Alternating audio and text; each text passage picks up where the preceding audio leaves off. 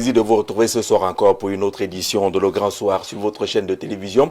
Édition de ce 23 mars 2026. Nous sommes lundi, après un week-end tout à fait mouvementé qui a amené les Camerounais à commenter davantage ce qui a été vu, ressenti l'autre jour du côté de l'hôtel de ville de Yaoundé, la mairie de ville, mais également sur le chantier, l'un des chantiers préparatoires à la visite du pape au Cameroun, des scènes hallucinantes, des scènes lunaires, pratiquement des bagarres, ministres quasiment séquestrés, et tout ce qu'on a pu observer. Les commentaires vont bon train. La dernière actualité, c'est que naturellement les travaux vont reprendre en obéissant et respectant les instructions du ministre de l'Habitat et du Développement urbain, le gouverneur de la région du centre, Nassiri Paul Béa, le préfet du Fundi et leurs états-majors étaient prêts sur le terrain ce matin pour débloquer ce chantier qui était bloqué depuis dimanche matin, pour ne pas dire samedi soir.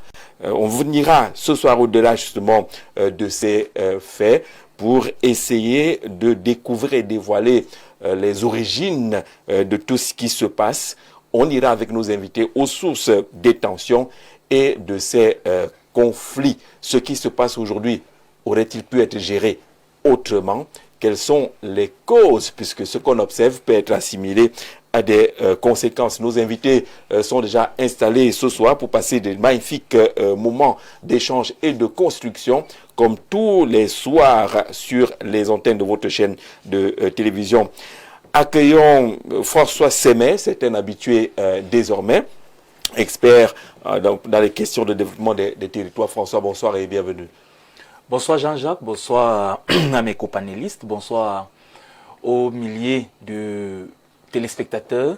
Un sympathique bonsoir à tous les maires engagés et qui bossent, travaillent avec détermination, engagement et surtout offrent tout ce qui peut être à leur pouvoir et à leur disposition, mis à leur disposition pour pouvoir améliorer les conditions de vie des populations à la base.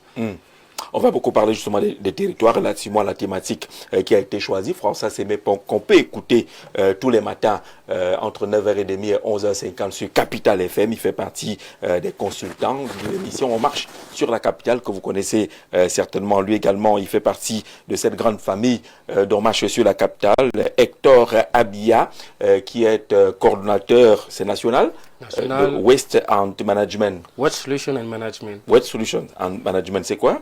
Waste Solution and Management, c'est une entreprise citoyenne qui fait dans tout ce qui est environnemental, donc collecte et surtout formation sur la façon d'utiliser nos déchets, la façon de prendre soin de notre vie au quotidien.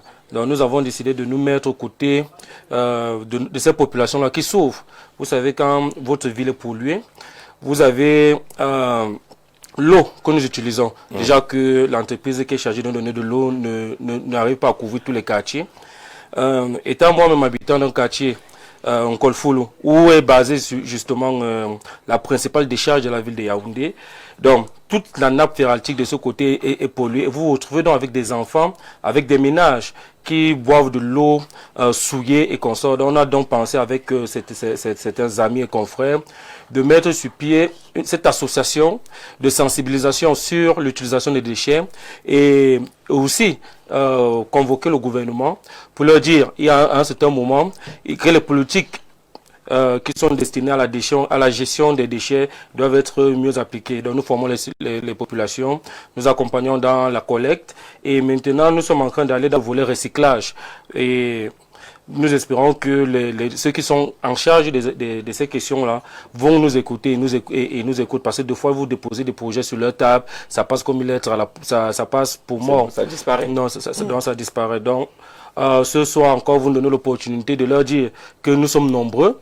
Vous avez des problèmes. Il y a les états généraux du déchet ou des ordures qui ont été passés. On n'a pas invité toutes les entreprises à cette table. Pourtant, il y a des solutions. Il y a beaucoup d'entreprises. Il y a beaucoup d'associations qui font dans les déchets et dans la collecte et ici, qui pensent à nous, parce que c'est nous qui pouvons leur donner les véritables solutions. C'est une très bonne nouvelle. Vous avez rencontré le ministre de l'Environnement?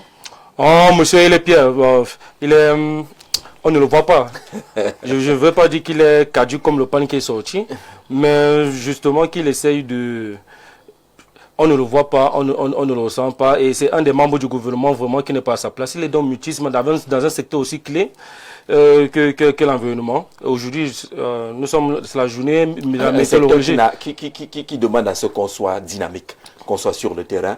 Il n'y a plus une seule problématique qui est adressée et qui n'inclut pas les questions environnementales. Et donc, on doit pouvoir le voir sur le terrain, même casser les portes, s'il le faut. Comme Madame le ministre l'a fait récemment. Mais justement, on a besoin aujourd'hui, en 2025, on a besoin des membres du gouvernement qui cognent du pied sur la table. On n'a plus besoin de ces personnes, de ces pharaons-là, de ces personnes qui ont un caractère de moine, de monastère ou bien de... sans vouloir stigmatiser pas des femmes. Le régime catholique, des prêtres catholiques est toujours timoré, timide. Aujourd'hui, on a besoin des hommes d'action, des hommes qui cognent véritablement du poing sur la table, qui ne disent pas dans les tout prochains jours, mais qui agissent véritablement. Donc c'est de ça que nous avons besoin. Merci Hector Abia d'être là ce soir. Accueillons sur le directeur de publication du journal L'Activateur, rédacteur en chef de la radio Capitale FM. Angélbert Fomo, bonsoir. Bonsoir Jean-Jacques, bonsoir à mes chers companélistes qui sont déjà confortablement installés ici sur ce plateau qui recrute les téléspectateurs au quotidien. Bonsoir à ceux qui nous regardent à la maison. Vous faites bien de nous suivre avec beaucoup d'intérêt, avec une attention chirurgicale. Bonsoir aux techniciens de l'ombre, Parfait Zambo et autres, qui font beaucoup pour qu'on soit là. Je voudrais, Jean-Jacques Zé, dire bonsoir au commandant de compagnie de gendarmerie d'Onfou, à qui je veux dire qu'il y a dans ces cellules, depuis lundi dernier, une dame nommée Atangana Rosine avait un bébé de 3 mois en cellule, là-bas, à la compagnie de gendarmerie d'Onfou. Vous savez que la compagnie n'a pas de cellule, la cellule se retrouve à la brigade. Mais c'est un dossier qui vient de la compagnie de gendarmerie d'Onfou.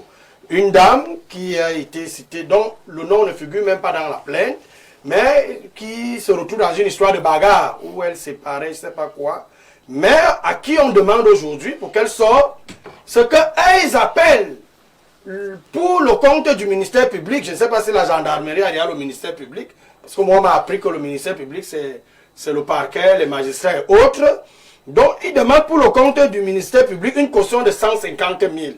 En vérité, c'était 100 000.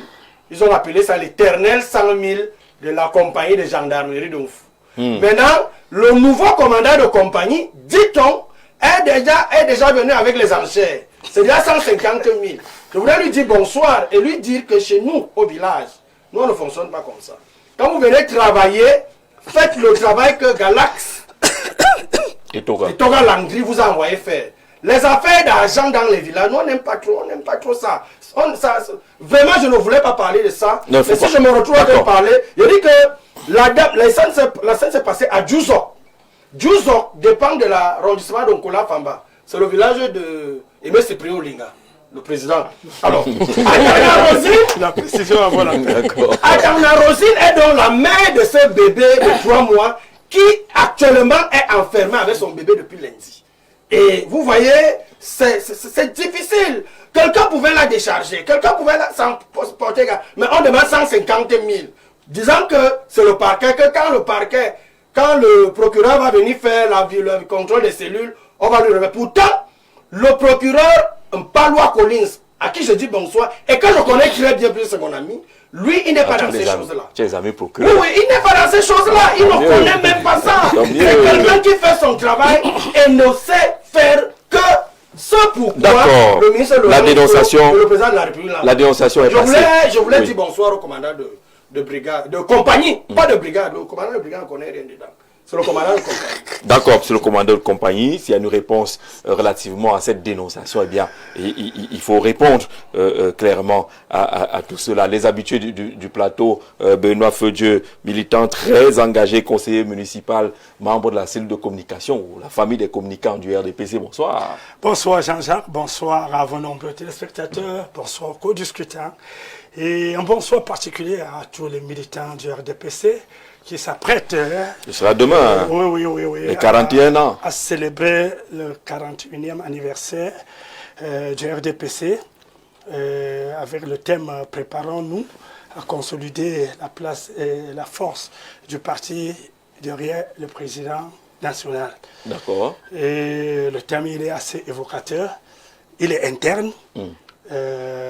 Il met en exergue la volonté renouvelée de renfermer la cohésion en interne et de consolider une assise politique dans une dynamique d'unité autour du président de la République, national. Du président national du RDPC. Et nous invitons de ce fait les autres Camerounais à nous accompagner à la fête. Et elle est ouverte à tous parce que on regarde ce que le RDPC a pu apporter dans ce pays comme parti politique. Je crois que chacun à son niveau en a bénéficié, même s'il ne le reconnaît pas. D'accord. Vous allez inviter Hector, il y a la fête du RDPC demain. Bien sûr. Non, tu n'y vas pas? Je n'y vais pas. Pourquoi? Justement parce que nous avons une vieille tradition dans notre famille. C'est que quand on vous invite pas à la veille d'un événement. Parce que quand on vous invite... Vous invitez des... Oui, parce que quand on vous invite dans un événement, vous venez avec un cadeau. Nous sommes Bantou avant tout. Non, Jean-Jacques, c'est d'accord. pas ça le problème. Le problème, c'est que le RDPC fonctionne avec les partis de la majorité présidentielle. Ce sont ces partis qui sont invités et qui prennent la parole. Je le dis parce que c'est moi qui présente... le MC... Non, c'est moi qui présente la cérémonie dans la Mofafamba. Titulaire indiscutable. C'est moi qui aurai le micro. Donc, moi-même, je serais curieux de voir le PCRN. Ils ne seront pas là. Par contre, ceux qui seront là, il y a dans les partis de la majorité, il y a l'UNDP, le FSNC malgré tout ce qui s'est passé, mais ils sont... L'UNDP, l'ANDP, ils ont renouvelé leur contrat. le FSNC, voilà, vous connaissez. l'UPC. Ils seront là. Jean-Jacques Zeu, je suis surpris que le RDPC agresse la guerre au PCN sur votre plateau. Non, ça c'est la guerre. Ça c'est la guerre. Sur votre plateau, il vient de faire la guerre. Je voulais préciser que Jean-Jacques Zeu a posé la mauvaise question à la mauvaise personne. C'est ça lui te demande là. Tu ne pouvais pas, il fallait pas te répondre. Est-ce que toi-même tu peux être dans un meeting du RDPC demain? C'est pour ça que j'ai dit non. D'accord. Maître Mbama, bonsoir. Bonsoir Jean-Jacques. Bonsoir à vos millions de téléspectateurs. Vous êtes enseignant? Oui, je suis content d'être à nouveau militant sur du ce plateau. RDPC? Bon, Jean-Jacques, vous savez, moi, je n'aime pas souvent répondre à cette question. Je dis, attendons le moment venu. Il y a quel moment encore? On est militant tous les jours, non? Il y a Oui, un moment pour être militant, pour affirmer son militantisme. attendons le moment venu et je vais me prononcer. Déjà, je salue tous les panélistes ici présents. Je salue également le ministre des Enseignements secondaires, un membre du gouvernement qui travaille déjà bien. Elle a lancé un processus depuis quelques semaines de recensement du personnel enseignant. Pas seulement enseignants, même ceux qui travaillent dans les services déconcentrés du ministère. Elle veut voir clair. On veut connaître ceux qui sont là. Il faut filtrer, retirer les voyageurs, ceux qui sont déjà du côté des États-Unis et du Canada. Ou du Nigeria même. Ou du Nigeria même. Ça va permettre à l'État un peu de souffler. Parce que ce sont des gens qui émargent dans le budget de l'État, pourtant ils ne sont pas sur place.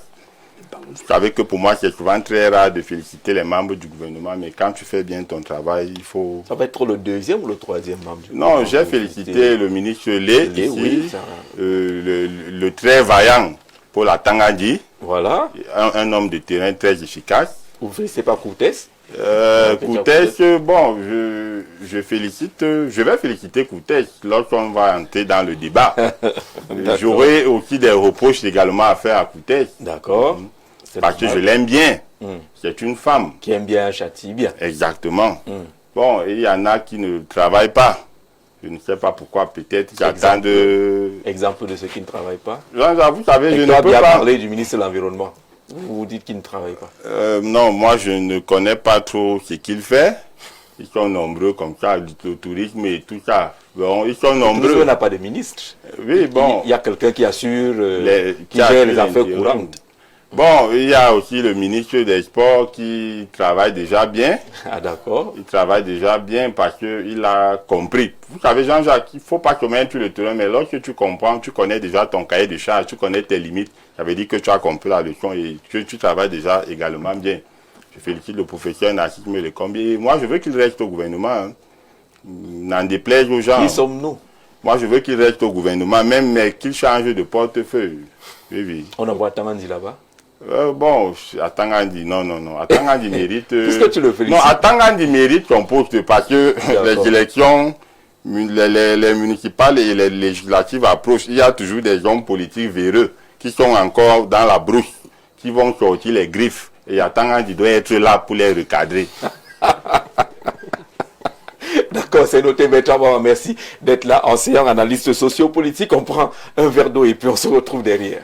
Additif est obtenu au terme d'un processus rigoureux de filtrage et d'analyse, ce qui vous permet d'étancher votre soif en toute sécurité.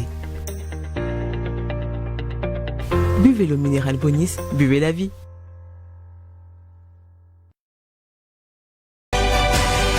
C'est le sujet qui a pratiquement arraché le maximum de commentaires. Cette affaire du côté de la mairie de ville de Yaoundé. On a vu le ministre Ketia Kouté se déchaîner, faire même pratiquement sauter une porte. On a vu également une autre scène un peu rocambolesque sur le chantier où des policiers, des ouvriers d'une entreprise ont pratiquement offert au public des scènes que même Francis Nganou pourrait envier. On a vu un policier qui a failli tordre le cou à un autre dans une prise d'une clé 14 rarement vue, bien exécutée. Ce policier-là, il est bien formé, sauf que ce n'est pas peut-être sur cet ouvrier-là qu'il doit montrer toutes les techniques. Parlons de ces travaux préparatoires à l'arrivée du pape. Allons aux sources des tensions et conflits. Commençons par la dernière actualité, celle enregistrée ce matin. Le gouverneur de la région du centre et le préfet étaient justement sur ce chantier-là pour débloquer, parce qu'il y a eu des engins des deux côtés qui ont pratiquement paralysé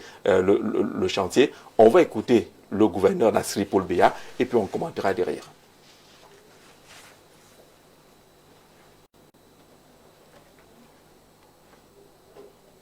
Vous voulez la guerre dans notre pays. Donc, ce que je dis est simple. Les instructions de la hiérarchie. On suit les instructions du ministre. S'il y a eu une entente, ou bien s'il y a eu des instructions, même pas une entente, s'il y a eu des instructions du ministre, on suit d'abord les instructions du ministre. On va revenir avec, vous faites toutes vos revendications, vous placez à la table du préfet, qui sera chargé de s'en mettre ça au gouverneur, qui va informer la gouvernement. Donc arrêtez-moi tout ce que vous êtes en train de faire. Arrêtez-moi ça. Tu as compris? Arrêtez-moi. Ne me dis pas que le maire n'est pas d'accord. Ce n'est pas le maire qui va être d'accord. C'est les instructions que nous avons. Hein? Vous avez compris?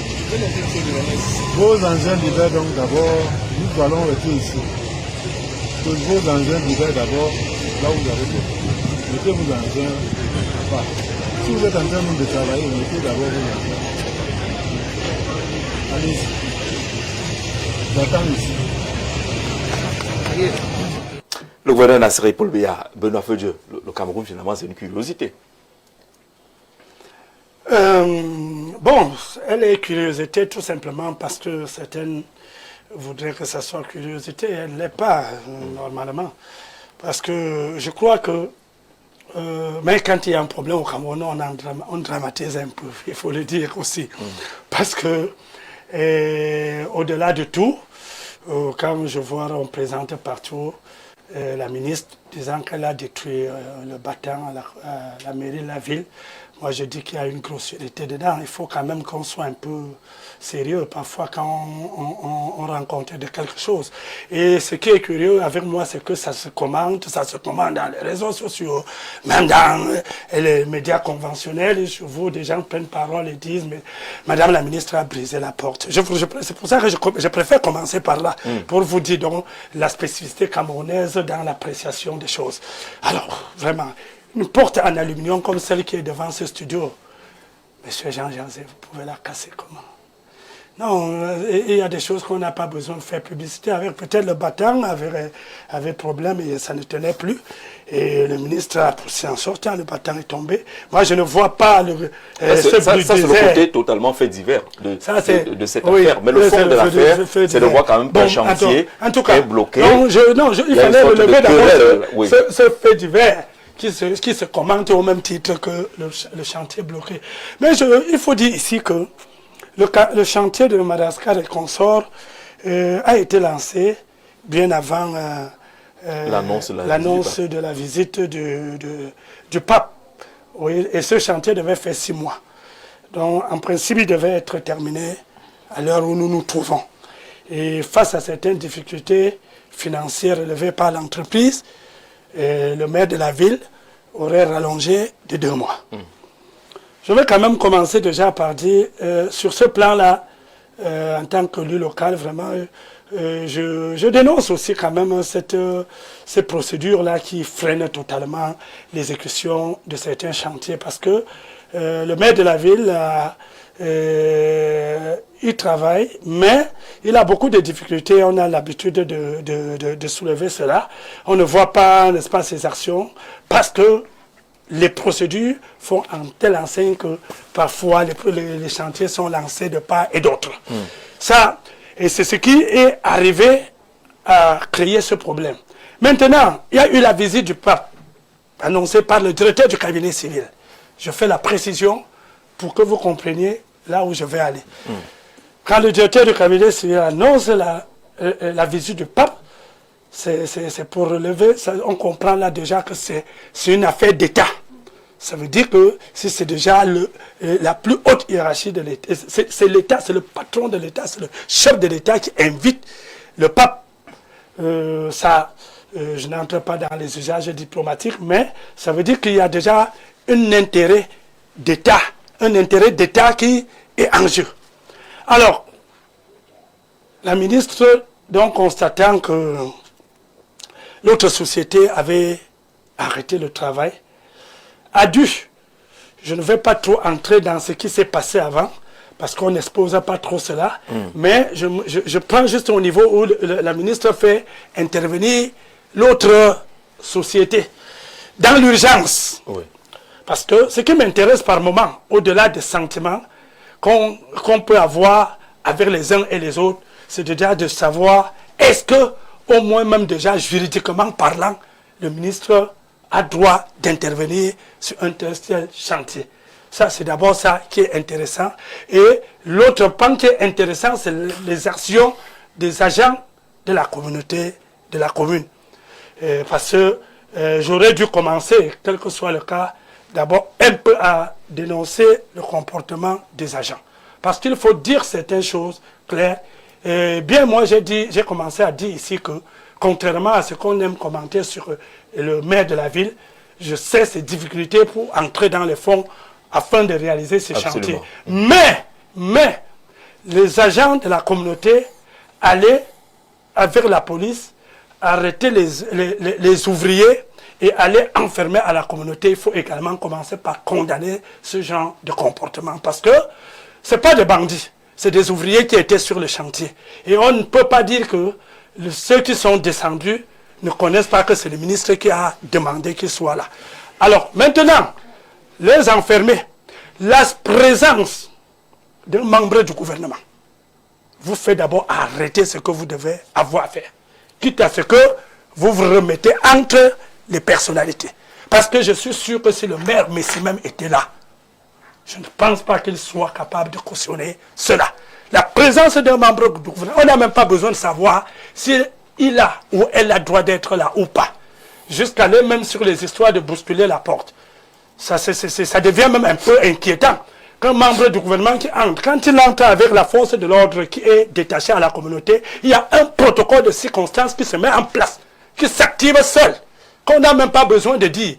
Vous faites un protocole pour protéger le ministre, entrer, poser son problème et sortir. Si moi je voyais la ministre agir étant sur la cour en train de venir, moi j'allais cautionner la barbarie. Malheureusement, je vois la ministre agir étant à l'intérieur. Ça veut dire que dans tous les cas, elle est arrivée même à l'intérieur, peut-être pour tenter de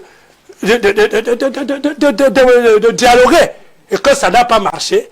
Et puis on dit un battant est fermé. Vous avez un membre du gouvernement sur les lieux et vous l'ouvrez comme une souris qui va sortir avec un battant en bloquant l'autre. C'est une agression. D'accord. C'est pas bon. Donc, maintenant, juridiquement parlant, je dis, Même si c'est des images qu'on ne peut pas accepter, qu'on ne peut même pas vouloir, n'est-ce pas, faire face à ça. Il faut quand même leur dire que les routes, ces routes-là ont un intérêt national et ces routes-là, intérêts nationaux et stratégiques, relèvent de l'État. Il y a ce petit détail qu'il faut connaître. Ça veut dire que là où cela est en train de travailler, que l'entreprise ait été mobilisée par le maire de la ville ou par qui, lorsqu'il y a une raison d'État, quand il y a urgence, le ministre a le droit de faire travailler là. D'accord, d'accord. Merci pour cette entrée. Il faut déjà le dire. Voilà, Angelo Informo, sur cette question, on est encore sur les faits. On ira aux sources de tout ce qu'on a observé comme tension, conflit et même bagarre tout à l'heure. Mais sur ce fait-là, entre un chantier qui n'avance pas, une intervention qui finalement, elle aussi, est bloquée, des agents qui sont molestés, et je veux dire garder dans une cellule qui n'en est pas une officiellement, l'arrivée du ministre et tout le grabuge qu'on a vu, c'est ça qu'on parlait un peu de la curiosité du Cameroun. Est-ce que ça a un sens finalement? Oui, l'arrivée du ministre est salvatrice dans la situation. Et j'accuse plutôt le maire de la ville, Luc Messi Atanganaki, du fait de son absence, parce que dit-on, il serait en balade quelque part dans la nature, en balade de Villiers. Non, disons qu'il a congé. Oui, qu'il a congé. Le congé, il m'avait balade. Disons qu'il a congé. Est-ce que c'est le moment pour le maire de la ville qui doit accueillir dans sa ville des très autres personnalités depuis l'autre jour jusqu'au souverain pontife? C'est le moment pour Luc Messi Atangana d'aller en congé. Vraiment, apprenons à être sérieux. Et je sais ce que je dis. Luc Messi Atangana, bien que, c'est vrai, c'est mon demi-frère en fou, parce que... Il n'y a pas de demi-frère en Afrique, c'est ton frère. Voilà, nous tous sommes de mère là-bas. Ça dit que il est de mère de bénévole aussi en fou. Mais je dis que, honnêtement, Luc Messi Atangana est fautif. Et je l'accuse. Pourquoi?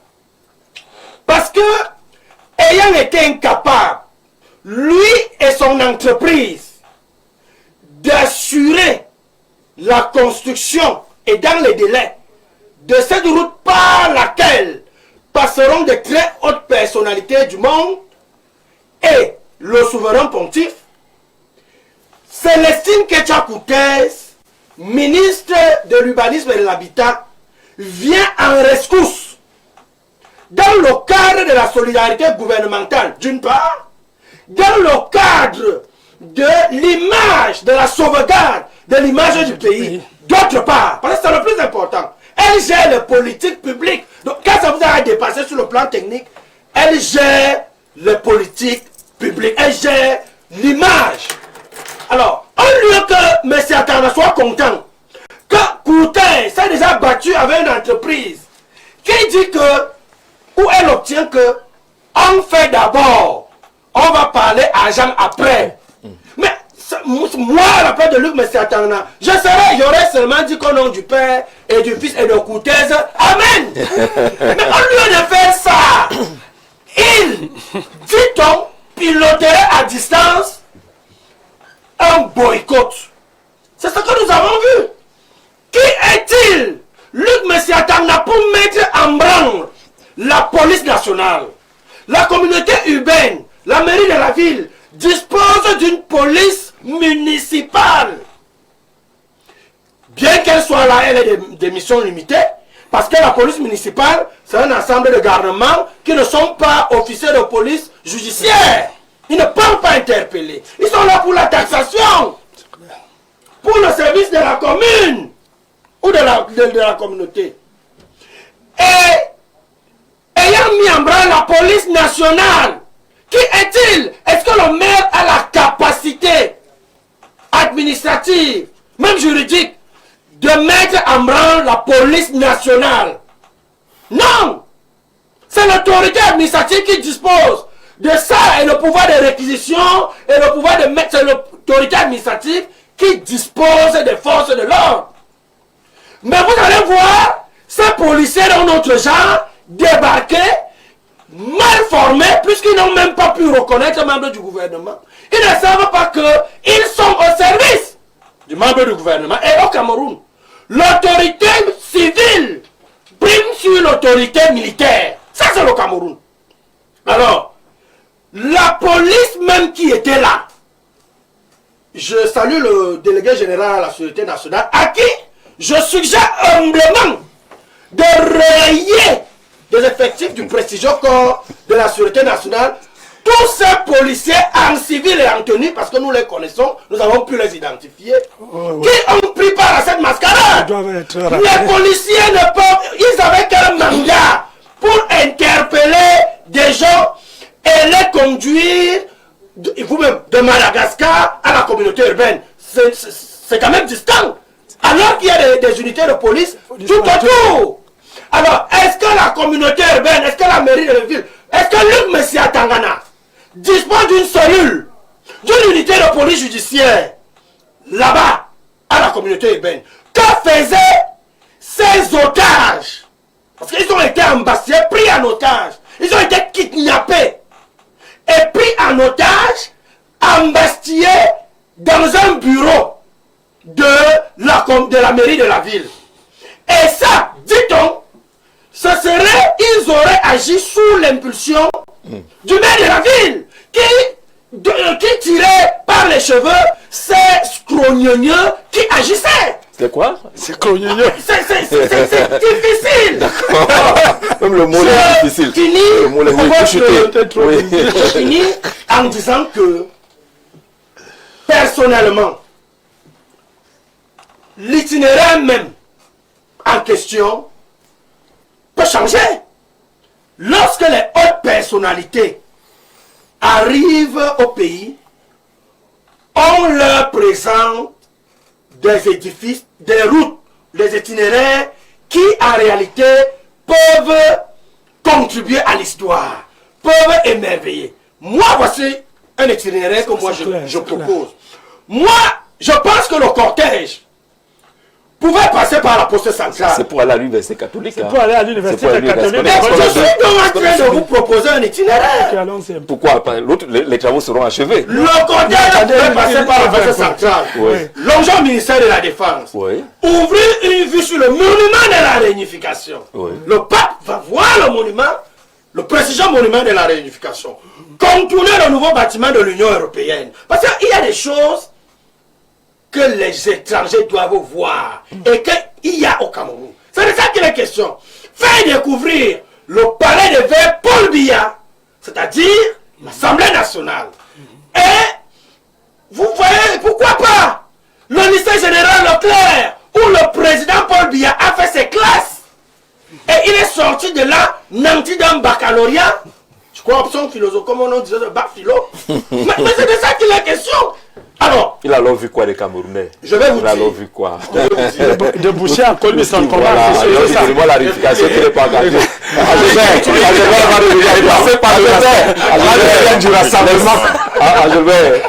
Il y a bien un plan de circulation qui a été arrêté. La question n'est pas celle-là, laisse-la faire. Non, moi je voulais laisse la faire là. Ce qui est sur les travaux. À esquiver. Et le pape pourra faire des balades. Il pourra faire des balades dans la cité, ce n'est pas interdit. Comment? Vous savez à quel moment ces gens se baladent. D'accord. D'abord, François, sur cette question des choses vues, est-ce qu'il y a des choses qu'on aurait pu éviter pour qu'on n'arrive pas à ces scandales? Vous avez vu la photo d'une là, on monte un policier qui tord le cou à un individu, et ainsi de suite, là, la clé 14 pure. Est-ce qu'il y a des choses qu'on aurait pu éviter pour qu'on en a?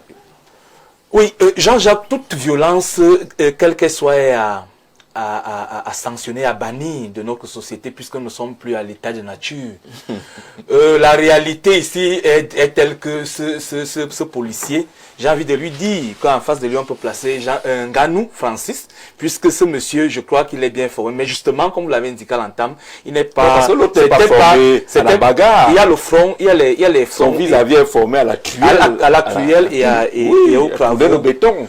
L'idée ici, c'est que, Jean-Jacques, voyez-vous, il y a un problème de compétence. Et en cela, le conflit de compétences naît de deux choses, sinon trois. La première, le Luc Messia à Tangana, qui est le maire de la ville, a ses missions qui sont purement régaliennes et qui sont consignées dans le cadre de ces outils de planification et de management au niveau de la communauté urbaine.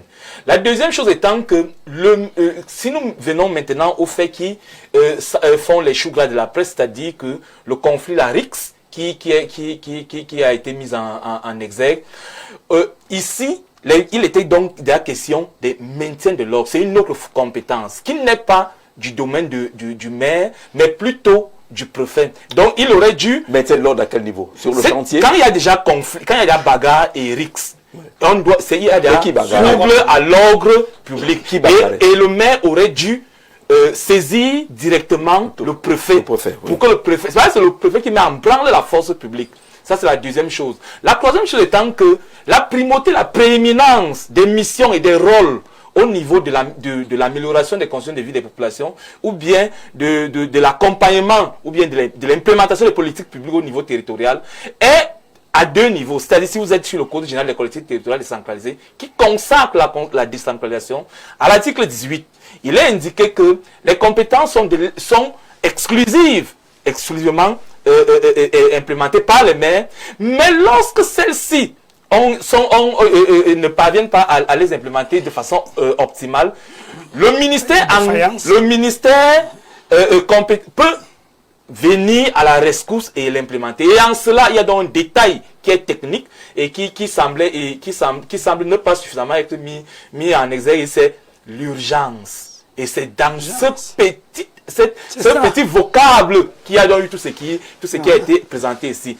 Pourquoi donc il y a eu urgence? Il y a urgence motivée par deux choses. La visite du pape et puis maintenant la tenue des assises de l'OMC. Dans le commerce mondial, toutes les agences seront au Cameroun.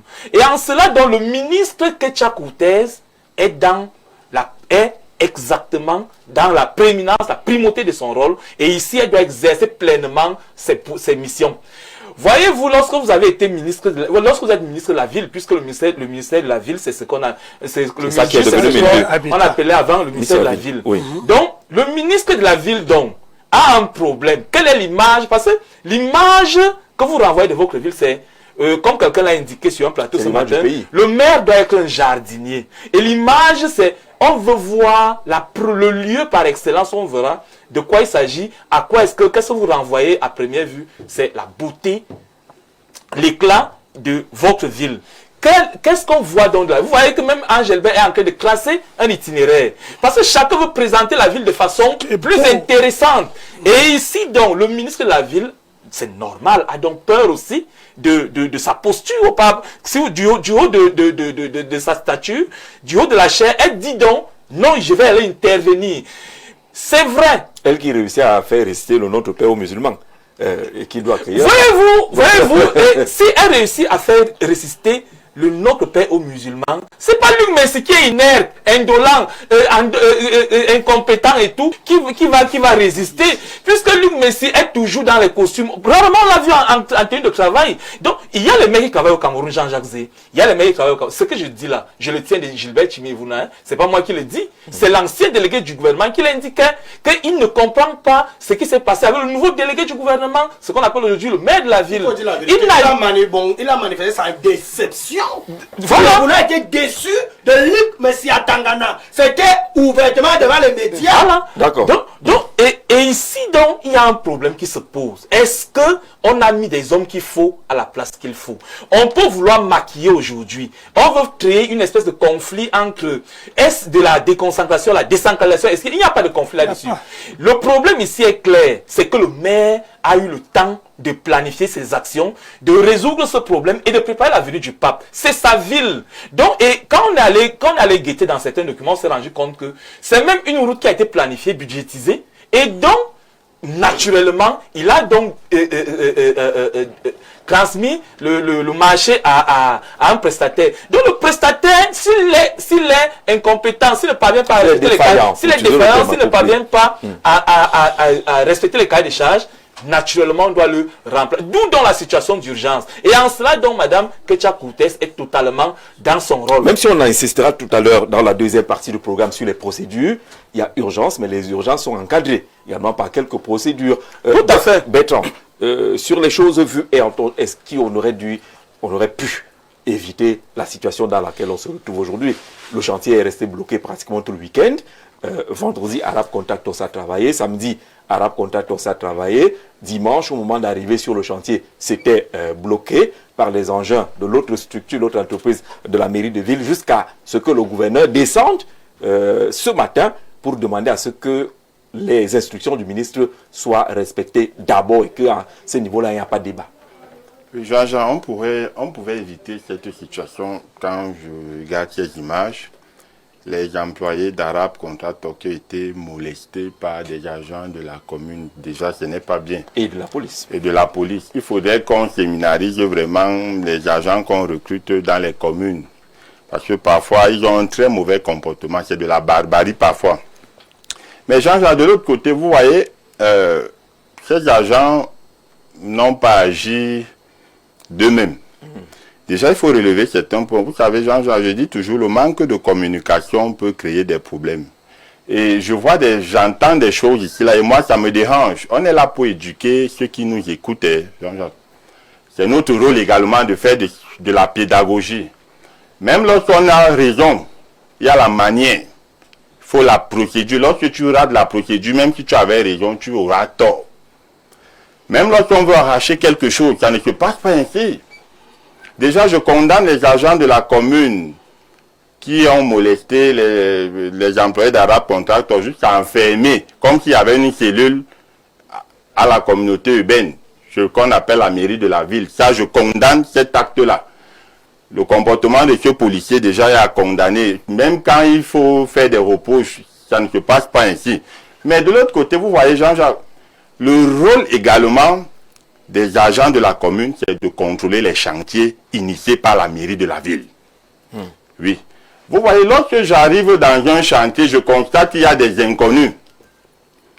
Mon rôle est également de faire de la sécurité, mais pas de cette manière-là. C'est de demander, d'interpeller ces gens, de demander, vous faites quoi ici? Moi, je pense que si Ketia Koutej voulait agir, elle aurait dû écrire au maire de la ville. Alors, Ketia Koutej, en date du 18 mars, a écrit pratiquement à tout le monde, au ministre d'État, SGP, elle a écrit au maire de la ville, elle a écrit au directeur général de Arab Contractors lorsqu'elle sollicitait avec ampliation au Mineta, SGP, Vous ne suivez pas écouter, 2 jours avant, moi j'ai lu cela. Avant la bagarre pour la mobilisation, pour le démarrage des travaux de réhabilitation de certains tronçons de voirie dans la ville de Yaoundé, pour dire quand même qu'il y a eu Non. Il y a même eu des réunions qui se sont tenues avant.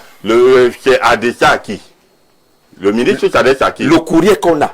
Oui, le courrier est adressé au directeur général de Arab Contractors. Moi, j'ai lu ce courrier. Et voilà donc ce que je suis en train de dire. Oui. Le ministre aurait dû faire un courrier adressé au maire de la ville. Direct. C'est ce qu'elle a fait. Ouais. Lisez, il faut lire. Ce n'est pas de ça qu'il s'agit. Ça, c'est l'une des correspondances. Voilà. Sortez toutes les correspondances. Permettez. Laisse-le finir même. Le ministre Ketia Koutej a informé tout le gouvernement de sa décision d'octroyer le marché de la route Madagascar-Cité Verte à Arab Contractors. Alors, la lettre est justement datée du 18 mars 2026, soit 2 jours avant la bagarre, c'est ce qu'on disait ici. La communauté urbaine de Yaoundé était informée, ainsi que la primature, le secrétariat général de la présidence de la République, ainsi que le cabinet civil de la présidence de la République. La lettre. Je complète, hein, en disant que dans la gestion de l'État. Non, attendez. Il n'y a pas de lettre. Laissez-moi le commérage. Je suis en train de parler, mon frère. Je voulais juste mettre un mot là-bas pour que vous compreniez. J'ai la parole. Dans la gestion de l'État, il y a ce qu'on appelle l'activation automatique d'une procédure d'urgence. Monsieur, permettez-moi. Alors, Écoutez un peu, Jean-Jacques. Pourquoi vous ne voulez pas qu'il vous... C'est vous qui avez la parole. Ça va, mais c'est important qu'il relance, pour qu'on ne se perde pas. Non, on ne peut même pas. Le courrier qu'on a présenté du 18, qui est adressé au DG de Arab Contractors, est ampli à tout le monde. Oui, amplié. Y compris la mairie de la ville de Yaoundé. Ah non. Mais il est dit qu'elle agit conformément à des résolutions. Quand même. Le courrier, Madame le ministre A, Monsieur le directeur général d'Arab Contractors, pas à Monsieur le maire. C'est vrai, nous sommes en train de dire ceci. Nous n'avons pas le courrier adressé au maire. Je ne sais pas si elle n'a pas reçu. À ce niveau-là, donc, que je veux donc rebondir. Au moins, le maire a reçu cette l'ampliage. Voilà. À quel niveau que je veux donc rebondir. Oui. Elle aurait donc dû écrit au maire. Si elle ne l'a pas fait. Oui, elle n'a pas fait. Ça n'existe Non, même ne pas. pas péremptoire. Non, mais je ne vois pas cela. Je ne l'avais pas. Jean-Jacques, vous êtes un brillant journaliste. Vous êtes un brillant journaliste. Je vois que le brillant journaliste vous dit qu'on ne peut pas être péremptoire. Mais parce tout que vous le monde ne dites voit pas ça là. D'accord. Elle aurait dû écrire au maire en mettant tout ce qu'elle a pu constater comme défaillance de l'entreprise recrutée par le maire. En disant au maire, parce que là maintenant elle ne vient même plus, en fait, elle ne vient pas supplier. Elle intime au maire. On ne se plaît plus là. Oui, on ne supplie plus. Quand vous utilisez les mots comme ça, on est pas. Elle intime au maire. Je n'ai pas dit qu'elle supplie. Elle intime au maire. Oui. Que voilà ce que je vais faire. Oui. Elle s'adresse au maire. Et maintenant donc, elle a bien fait d'écrire au DG d'Arab Contractor. Elle a fait l'ampliation au niveau du maire, c'est bien. Jean-Jacques, je dis toujours, elle a raison, hein, parce qu'on est dans le jamais. Ce qui m'énerve dans tout ça, et moi ça m'énerve, c'est que, supposons que le pape ne vient pas. Donc, si le pape ne venait pas, on ne devait pas. Donc, supposons même que le pape ne vient pas au Cameroun, qu'il n'y a pas d'organisation. Oui. Ça veut dire que nous, on ne doit pas marcher. Vous posez la question à qui? Mais c'est terrible. Le marché, le marché est octroyé avant l'annonce même la. Moi, non, Jean-Jacques, ce qui me choque. Oui. Ce qui me choque, on a tous vu des vidéos où elle dit que le pape arrive, le pape arrive, le pape arrive. Oui. Ce n'est pas bien. Donc si le pape ne vient pas, on ne va pas ranger les routes. Donc moi, en tant que citoyen camerounais, je ne mérite pas aussi circuler là-bas. On est d'accord que c'est notre panne du. Donc Jean-Jacques, je suis donc en train de dire. Hector Abia, pour réagir également sur cette question-là, on est heureux de vous avoir parce que vous travaillez beaucoup avec les entreprises. Il y a ces choses vues qui font beaucoup de bruit. Mais il y a des choses qui ne sont pas vues, mais qui sont essentielles dans la compréhension de ce qui se passe aujourd'hui, notamment les marchés publics, le paiement des entreprises, le choix de ces entreprises-là, ce que l'État doit aux entreprises, parce qu'il faut dire également que l'entreprise en question n'a pas été en mesure d'achever dans les délais le marché, parce qu'elle a besoin d'argent. Qui doit lui donner cet argent-là? Monsieur Zé, quand je prends la parole sur ce sujet, j'ai les larmes aux yeux. J'ai les larmes aux yeux, pourquoi? Parce que c'est... Non, j'ai les larmes aux yeux, monsieur. Ça ne se voit pas. Parce que c'est l'échec des politiques publiques. Là, nous avons affaire à deux organes de service public. Parce que ce que les gens oublient, c'est que la mairie de la ville est la compétence de gestion du service public transférée par l'État central. Et la forme de l'État est, nous sommes un État unitaire décentralisé. Tout à l'heure, M. Seméa est entré au niveau de l'article 18 des collectivités, du cadre de la loi collectivité territoriale. Moi, je vais aller au niveau de l'article 26. L'article 26 dit ceci. En cas d'urgence, le ministère de la compétence déléguée, ici on parle du MINDU, qui constate qu'il y a effectivement urgence, contacte le préfet, qui contacte le maire. Qu'est-ce qu'on fait? On ne vient pas enlever manu militari, mais on vient régler, on vient mettre de l'argent pour que l'entreprise, on met les moyens. On met les moyens. C'est le cours de... Les moyens ne sont pas disponibles. Non, et vous avez une solution, s'il vous plaît. Oui. Si les moyens ne sont pas disponibles dans les délais et que vous avez une entreprise qui dit « Ok, moi je travaille d'abord pour que les travaux soient limités ». Qu'est-ce que vous faites? Vous allez à ces longues procédures alors que vous savez qu'il n'y a que l'office, il n'y aura pas de moyens? Monsieur, nous sommes dans un état de droit. Si l'État qui est censé faire appliquer la loi et le droit bafoue la loi... le monopole là. Non, justement, non, là c'est... Si vous nous dites aujourd'hui que vous nous avez... si vous nous dites aujourd'hui que le législateur s'est assis, les députés comme les députés sont entrés en session en session aujourd'hui. Oui, qui savent qu'ils ne reçoivent pas les projets 15 jours avant, les dossiers 15 jours avant. Mais ils laissent faire. Vraiment, sortir de ce sujet, c'est que les députés acceptent d'être violentés. Parce que la loi n'est pas respectée. Quand vous écoutez le préfet, le gouverneur, M. Nassé Paul a parlé tout à l'heure, c'est une arrogance terrible. Non, c'est pas l'arrogance, c'est l'autorité qui s'exprime. Oui, non, pas l'arrogance. Non, attendez que vous le dise. Parce que vous m'avez mettre à genoux pour donner les instructions. Non, écoutez, quand vous parlez, quand vous adressez au nom de l'État, l'État n'a pas besoin de faire la force. C'est vous qui avez dit tout à l'heure que l'État est un monstre. Et c'était où la force? Non, là c'est la violence. La violence pourquoi? Vous avez une entreprise qui a soumissionné un marché, qui doit être payée par les retards Quand il n'y a pas le retard de l'État, l'entreprise n'est pas payée, n'arrive pas à résoudre son cahier de charges. Parce que l'État, parce que quand vous écoutez le discours de Madame le ministre, après, ce soir, de cet après-midi, elle vous dit bien qu'on sait que l'État n'a pas payé. Elle-même le reconnaît. Que le problème, c'est un problème de l'État, parce que l'État est insolvable, n'arrive pas à payer ses factures. Ce n'est pas le problème de l'entreprise.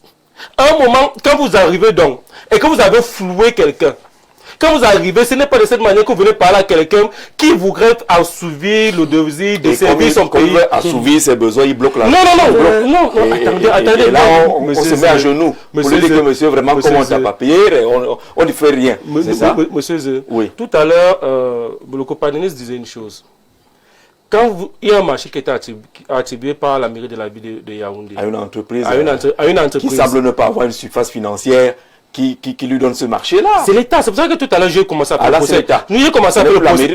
Non, je vous ai dit que les deux entités. Mais soyez précis. C'est l'État. Dans ce cadre, qui sélectionne l'entreprise? Là, c'est ça, c'est la mairie de ville. Donc, il y a tout un organisme, l'agent de régulation de marché public. Si c'est l'État, pourquoi tu refuses à l'État de faire autrement? Non, justement, parce que l'État déjà. Parce que on vous a demandé qu'on parle d'abord des causes.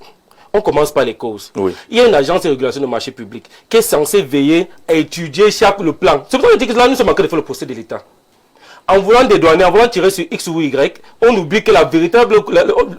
On ne tire même sur personne. Non, c'est que vous avez... Non, tout à l'heure, vous avez parlé sur ce plateau et vous avez stigmatisé ces personnalités. Non, j'ai condamné les mauvais actes et je continue à le dire.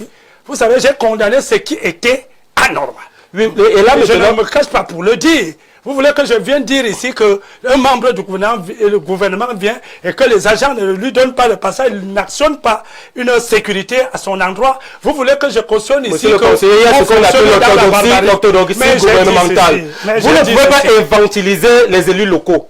À un moment, il faut respecter... local. Oui, justement, c'est un élu local qui le dit. Moi, je tombe... C'est pas infantiliser les élus locaux. Parce que nous... Quand le ministre arrive, qui infantilise qui? Nous sommes là dans une question. C'est pour ça que j'ai dit tout à l'heure que nous sommes en train de faire le procès de l'État.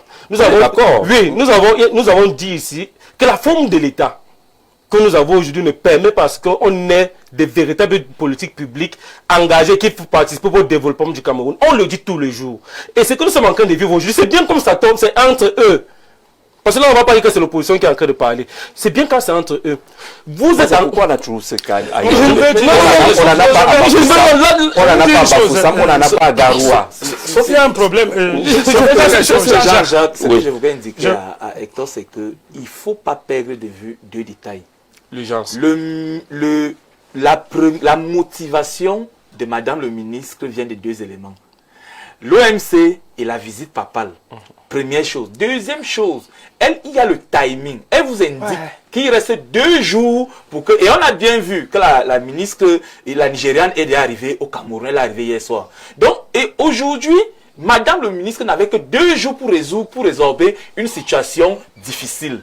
Donc, en cela, nous disons oui. Mais maintenant, est-ce que nous sommes dans un pays où on peut créer artificiellement les urgences? Oui, c'est le cas. Mais sauf que, il ne faut pas faire l'amalgame. Dans la posture actuelle, il faut résoudre le problème qui est celui de la visite et de la tenue. Et il faut vendre notre pays à l'international. Voilà. Et en cela, Madame le ministre est totalement dans son rôle de résoudre et résorber ce problème en urgence. Mais maintenant, est-ce qu'après, et je crois que c'est ce que le gouverneur indique, vous allez finir et nous allons nous retrouver et on va essayer d'aplanir. Oui. Donc, et en cela, il faut saluer la posture de nos dirigeants. Moi, j'indique, Hector Abia, que si, Madame le ministre, on peut l'aimer ou pas, moi je ne suis pas de ceux qui sont laudatifs quand ça la concerne, mais j'indique ici que si on avait 3 ou 4 ministres comme ça, là, c'est que l'ordre règne dans tous les secteurs d'activité. C'est ce qui peut bousculer les problèmes qui nous permet d'avancer.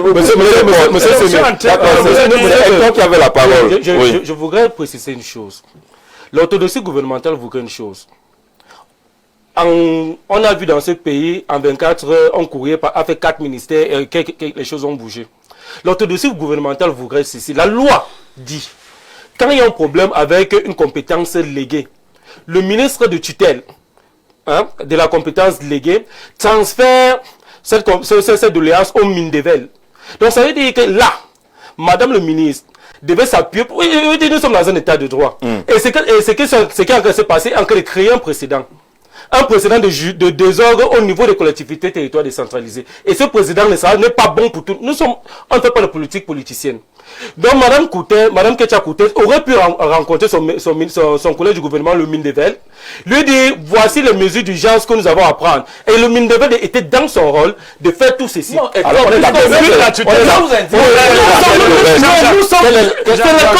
le code général de la décentralisation qui le dit. On est dans quel domaine? Oui, nous sommes dans le BTP et dans dans quel espace? Oui. Là, nous sommes parce que même quand je vois les courriers, même quand je vois les ampliations, le Mindevel n'est même pas conscient. Justement, ça veut dire qu'elle n'a pas tout. Est-ce qu'on est dans Monsieur Fedieu, Monsieur Fedieu, ici là nous sommes dans le développement, la compétence. La compétence ici. Qui doit s'adresser au maire sur le Mindevel. C'est vous qui avez décidé. C'est l'État qui a décidé. Qui vous a dit ça? Le ministre de la ville. Qui vous a dit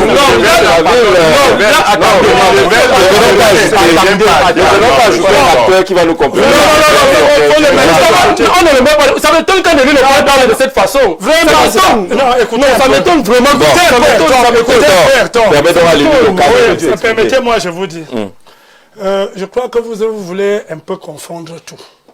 Moi, je crois que le sens même de notre démarche ce soir n'est même pas d'entrer, expliquer les tests sur la décentralisation. Et bien, quand il faut rentrer, expliquer les tests sur la décentralisation, tu confonds tout. Le Mindevel fait quoi sur les travaux de la ville? Non, vous commettez des erreurs. Ce travail est suivi par la direction des opérations urbaines qui est logée au ministère. Maintenant, je voulais vous dire une chose que j'ai dit ici. Par moments, ce qui nous tue au Cameroun, c'est un peu des sentiments avec des gens. Je peux être élu local. Mais quand je viens ici communiquer dans le compte soit d'un parti politique, de surcroît un parti au pouvoir, je me veux d'être objectif. Parce que ce que je dis peut se retourner contre moi. Je vous ai dit ici et je regarde, je ne le dis pas derrière, je dis juridiquement parlant. La ministre est dans son rôle. Et juridiquement parlant dans cette affaire, c'est elle qui a raison. Ça, c'est difficile de dire ça. Vous allez voir même des camarades, on va dire non, on ne peut pas juger entre deux. Non, c'est nos deux camarades. Et les gens le savent bien que moi je prends souvent parole pour dire non, laissez Messi tranquille. Messi est bloqué pour des problèmes de procédure. Mais sur ce qui se passe ici, il y a ce qu'on appelle les procédures exceptionnelles d'urgence de l'État. Il faut quand même mettre encadré par la loi. C'est que n'est pas comme si l'urgence a été prévue par le législateur. Tout est encadré par la loi. L'urgence a été encadré par le législateur. Merci. Je veux d'accord. Pour rejoindre M. Benoît, il a raison. Vous avez vu lorsque le Covid est arrivé, il y a des procédures qu'on a mis de côté à cause de l'urgence. On a fait passer. Je voudrais vous dire donc que tout ce que vous êtes en train de parler, contacter, faire ceci, faire cela. Non, l'État ne fonctionne pas de cette façon. D'accord, une personne à la fois. Et de deux. Vous allez compléter. Ce que je préfère même, et c'est ce que nous sommes en train de faire, nous ne sommes pas allés totalement au fond. Il y a eu, quel que soit le cas, des démarches, même si des démarches là n'ont pas trouvé l'assentiment de tous. Il y a eu. Parce que quelque part, dans des informations, il y a eu des entreprises même se sont accordées pour un carrage, pour éviter le doublon. Il y a eu une entente. Vous comprenez?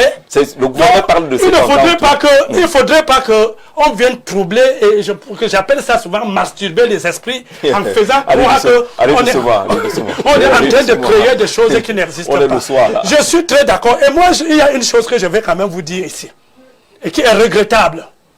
Moi, j'ai commencé ici en vous disant que je ne suis même pas sûr si le maire Luc Messi n'étant pas en congé, ça devait se passer exactement comme ça. Parce que je n'ai pas très confiance. Oui, voilà. Non, là c'est un autre problème. Je reviens sur les agents. C'est pour revenir sur les agents qui sont descendus sur le terrain. Moi, je connais un peu la barbarie des agents de la communauté. Ils sont d'un zèle. Et je ne veux pas vous dire, moi si j'ai déjà, peut-être à plusieurs reprises, que je garde mon véhicule comme ça, Le gars vient, on met le sabot sur ça. Je viens, je me présente. Je suis tel. Je suis comme ça. On ne te répond même pas. Hein. Mais quelqu'un, un agent me regarde et dit, bon, on fait donc comment? Je dis, on fait comment? Je demande d'enlever. Il se tourne et dit, bon, comme ça, vous appelez le maire. Et je le dis, j'ai eu à appeler comme ça, soit ici, le maire Luc Ona, ou encore le maire de Yaoundé 2, pour enlever le sabot sur mon véhicule. Il faut aussi bien garer. Que je suis debout. Non, je vais le dire. Dans toutes choses, il y a quand même, on n'a pas toujours envie de rouler avec les laisser passer les cocardes partout. Mais on en dispose aussi. Mais au moins, quand tu te présentes chez un agent, jusqu'à sortir même ta carte pour lui donner, il doit au moins être cultivé à faire au moins une appréciation ponctuelle. D'accord. Pour rendre compte. D'accord, merci. Donc, pour dire, avancer. ces agents sont capables de poser ces actes même jusqu'à la communauté sans avoir informé au maire du Messie. D'accord, on va C'est avancer. possible. Merci. Donc, la seule chose que nous regrettons, c'est que ce genre d'actes se passe. Mais en réalité, nous sommes là dans Pourquoi une est-ce qu'on arrive à ce genre d'urgence. d'actes? On va entrer maintenant, d'accord, les urgences. D'accord, mais on en arrive comment? Quels sont les dessous et les dysfonctionnements qui peuvent amener à ce qu'on agisse sur l'urgence et qu'on arrive à rencontrer des conflits et des entreprises qui sont défaillantes sur des marchés pour lesquels il y a quand même une compétition, une concurrence qui a été lancée pour sélectionner celle qui est à même de réaliser les travaux. On va aborder cette thématique, cet autre angle maintenant. Je lis 2 ou 3 communiqués, messages. Voilà celui qui vient du Benin, de Cotonou. Bonjour mon frère et illustre panel. Ce dossier démontre les limites de la gestion des affaires publiques dans notre pays. Dans la hiérarchie des normes administratives, le ministre est au-dessus du maire et ne pourrait se plier aux décisions d'un maire aussi puissant qu'il soit. En procédure d'urgence, le maire n'a rien à dire face à ce chantier qui engage la souveraineté et l'image de notre pays. Je suis Camerounais résident au Benin et vous nous faites honte pour des choses élémentaires qui ne devraient même pas avoir polémique. Toute l'Afrique nous regarde et on se demande si les Camerounais sont devenus aussi médiocres en tout. Aïnda depuis Cotonou, bonne émission, merci frère du côté de Cotonou, vous voyez qu'il est jeune, il vous rappelle les principes qu'on doit pouvoir maîtriser simplement sans mettre la passion. Bonsoir au panel, il s'agit tout simplement de l'esbrouf. Je m'explique. Les marchés publics sont réglementés au Cameroun. Le ministre n'est ni le maître d'ouvrage, ni le contractant de ce marché. Cela signifie qu'elle n'a pas qualité à résilier et à rétribuer ce marché. Il n'y a pas eu résiliation, il n'y a pas eu rétribution. Je crois qu'il y a eu entente. Et il faut savoir qu'avant d'en arriver à une résiliation, si on continue, on va perdre Laurent. On n'est pas dans le cadre d'une résiliation. Du tout. Bonsoir le plateau. J'ai une question pour Monsieur Fedje. Est-ce que, à l'époque du grand camarade Aïdio, un tel désordre pouvait exister? On ne dira pas qu'il n'y avait pas de désordre aussi à cette époque-là. Ou alors quand Paul Biya était dans sa vigueur, ce genre de pituerie n'annonce-t-elle pas la fin de quelque chose? Monsieur Toto Planteur du côté d'Akono, Monsieur Toto, si vous avez été l'époque d'Aïdio, nous ne posez pas les questions. Bonsoir Jean-Jacques. Bien que l'achèvement des travaux revêt un caractère d'urgence du fait du passage du pape sur ce tronçon de route, il est clair qu'on ne débarque pas une entreprise qui est sous contrat sur un tronçon de route. Ceci ne peut être possible que si ce contrat est clôturé à l'amiable pour ne pas engager l'État dans un contentieux avec l'entreprise, ou alors il faut tout simplement résilier ce contrat, non sans oublier que cette entreprise bénéficiait déjà d'une prolongation des délais, toute chose qui est légale au regard des difficultés que l'entreprise a rencontrées sur le terrain. Madame le ministre aurait dû rencontrer monsieur le maire pour que ce contrat soit clôturé, et c'est ce que Angilbert n'aime pas entendre parce qu'il sait que le maire est en congé, et que l'entreprise soit payée au prorata des travaux exécutés. Je crois qu'il n'y a pas un nouveau marché qui a été passé. Il n'y a pas de nouveau marché qui a été passé. Ce n'est même pas tout le tronçon que cette entreprise est en train de réaliser. C'est juste la partie qui conduit. C'est pour ça que j'ai dit il y a tellement de choses à la thématique du jour, je dois avouer que j'ai eu profondément honte au-delà du fait qu'il est constant que certaines attributions se chevauchent. Je dois me permettre de vous poser une question. Qui incarne l'autorité de l'État? l'autorité de l'État est incarnée par le chef de l'exécutif, le chef du gouvernement et les membres du gouvernement. Peu importe l'analyse que nous pourrions avoir sur cette affaire, le ministre devrait être respecté. S'il y a conflit de compétences, l'autorité supérieure prime. La maxime dit bien que qui peut le plus peut le moins. La communauté urbaine de Yaoundé a posé un acte de lèse-majesté et doit être sanctionné pour cela. Le ministre incarne l'autorité de l'État et je voudrais rappeler à l'attention du militant du RDPC que l'on ne dit pas qu'un responsable n'est pas là. En administration, cela ne se dit pas. Que le maire soit là, physiquement ou pas, on dit que le maire est là. Donc, le fait qu'il ne soit pas là physiquement ne veut pas dire qu'il n'est pas à la manœuvre. D'accord. On dit qu'il est là, même s'il n'est pas là. Il est là. C'est ce qu'il est en train de dire à l'administration. Oui, c'est M. Mbassi et Dominique. Son communicateur a dit que le maire est en congé, donc en balade. Par conséquent, la mairie est fermée. Puisque quand Koutez arrive, aucun adjoint ne l'a accueilli. Tous ces adjoints, le secrétaire et tout ça, devaient être là. Et que cela ne serait pas arrivé parce que l'autorité du ministre est prépondérante, allait primer sur la situation. Encore que le ministre venait régler deux problèmes. Le premier problème, c'est que les ouvriers ont été copieusement bastonnés. Parce qu'on a vu le corps du niais. C'est très grave. Il y avait des blessures partout. Alors, Madame le ministre est d'abord venue pour prendre ses enfants, les amener à l'hôpital. Afin qu'ils subissent des soins, qu'ils fassent des examens, pour se rassurer qu'ils sont en bonne santé. Sinon, les soigner. Deuxièmement, les libérer pour les ramener de cet otage, parce que ces enfants ont été kidnappés, ces enfants ont été pris en otage, séquestrés et embastillés par des hors-la-loi, parfois d'autres, parmi lesquels des policiers habillés en tenue de la police nationale, en pleine illégalité. Sont-ils des officiers de police judiciaire? Point d'interrogation. Disposaient-ils d'une instruction, d'un titre d'arrestation ou d'interpellation? Point d'interrogation. Au nom de quoi ces policiers dans notre genre interpellaient ces gens pour les conduire où? Non dans une unité de police judiciaire, mais dans un bureau où ils ont voulu séquestrer. Et Madame la ministre même, parce que quand elle fracasse la porte en deux, c'est parce qu'elle-même... elle-même était déjà en cette difficulté. Il a fait un peu d'exercice physique. On a entendu la voix du ministre. Vous ne pouvez pas séquestrer mon Madame le ministre était déjà séquestrée elle-même avec ses enfants. Et il a seulement fallu qu'elle mette les quelques jours. Ne bombarde plus. Il a fallu qu'elle fasse un peu d'exercice physique. Ne bombarde plus. C'est ce qu'on a vu. D'accord. Je suis encore en train de lire quelques messages. Vous réagissez au fur et à mesure. Bonsoir, cher monsieur. Monsieur Hector Abia, le sensationnel ne vous donnera pas raison. Critiquer l'attitude très responsable de monsieur le gouverneur, c'est purement de la fantaisie. Et comme le rappelait intelligemment Jean-Jacques Zé, voilà, vous n'allez pas refuser à l'État de convoquer son autorité. Soyons sérieux. Guy Lamoto de Yaoundé, merci pour cette réaction. Est-ce qu'on va prendre une ou deux autres réactions sur cette question-là? Bonsoir, Jean-Jacques Zé. Mon avis sur le sujet est qu'un ministre de la République ne se déploie pas sans un protocole. La bonne collaboration aurait voulu que Madame le ministre convoque le maire de la ville pour une séance de travail où elle lui donne des raisons du retrait des prestations.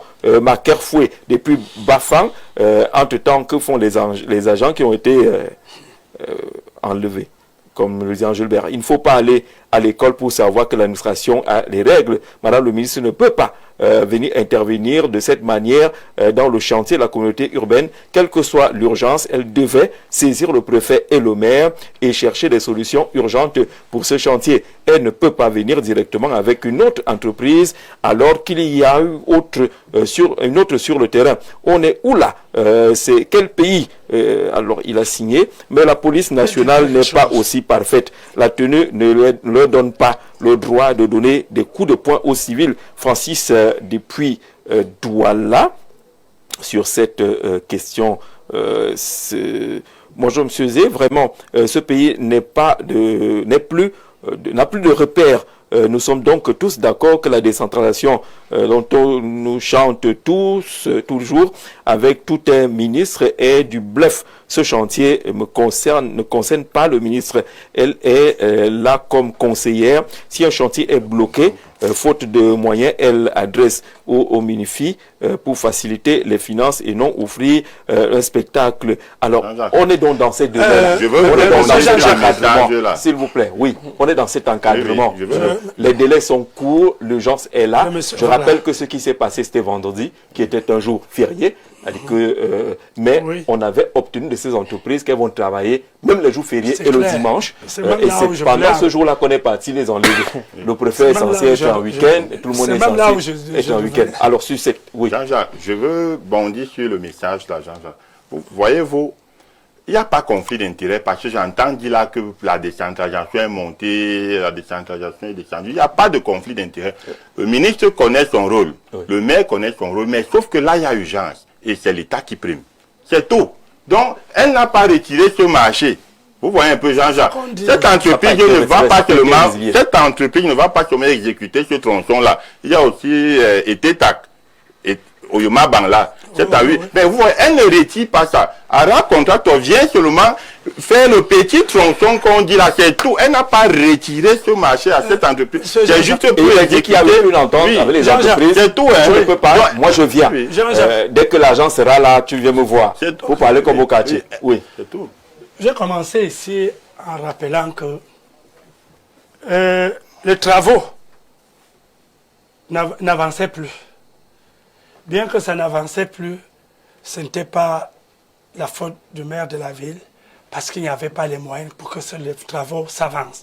Et c'est dans cet esprit-là qu'il avait accordé 2 mois à l'autre entreprise. Oui. J'ai rappelé ici que quoi que nous soyons en train de recouper et de débattre, nous ne sommes pas en train de parler de tout. Et je voudrais dire, parce que le Camerounais aime déjà trop le sensationnel. Et on aime trop montrer que c'est cassé, c'est faux. Madame la ministre ne s'est pas lever un matin et porter les employés lancés dans le chantier. Si quelqu'un analyse sur ce plan, c'est qu'il ne connaît rien. C'est faux. Il y a eu des démarches. Et je vous ai dit même que il y a eu, et les 2 entreprises même se sont accordées à faire ce qu'on appelle le calage pour éviter le doublon. C'est seulement que derrière, il y a ce qu'on ne peut pas trop expliquer. Donc ça veut dire, on est en train de dire, oh, on a fait ce... Non, ce n'est pas comme ça. Il y a eu quelque chose.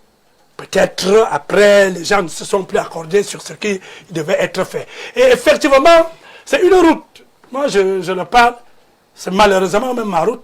Oui, pour la Yaoundé 7. Oui. C'est elle qui me bloque. Je vous dis, quand je sors du bureau, je suis obligé de faire tout pour, si je veux venir faire votre émission, on n'est même plus traversé par là, parce que si je tente de rentrer au quartier, je ne reviendrai plus. Parce que c'est bloqué. Et effectivement, je le dis au téléspectateur qui a parlé tout à l'heure, la route n'a pas été engagée uniquement pour la visite. C'est pour ça que j'ai commencé ici à rappeler que ce travail serait fini aujourd'hui, parce que c'était 6 mois. Bon, maintenant, il y a l'urgence. L'État active ce qu'on appelle la procédure exceptionnelle d'urgence. C'est ça que j'ai rappelé aujourd'hui. Et c'est cette procédure-là qui est tenue par le ministre. C'est le ministre qui représente l'État. C'est le ministre qui représente le président de la République, qui porte l'autorité de l'État. Elle gère ses pouvoirs sectoriels. C'est ça qu'il faut connaître. Mais ça ne veut pas dire que je suis en train de condamner sans essayer d'expliquer que voilà pourquoi. Le problème, c'est qu'il y a un malentendu, un très grand malentendu, et on souhaite que cela ne se reproduise pas, parce que à un moment donné, automatiquement, l'État est obligé de présenter ce qu'on appelle la raison d'État.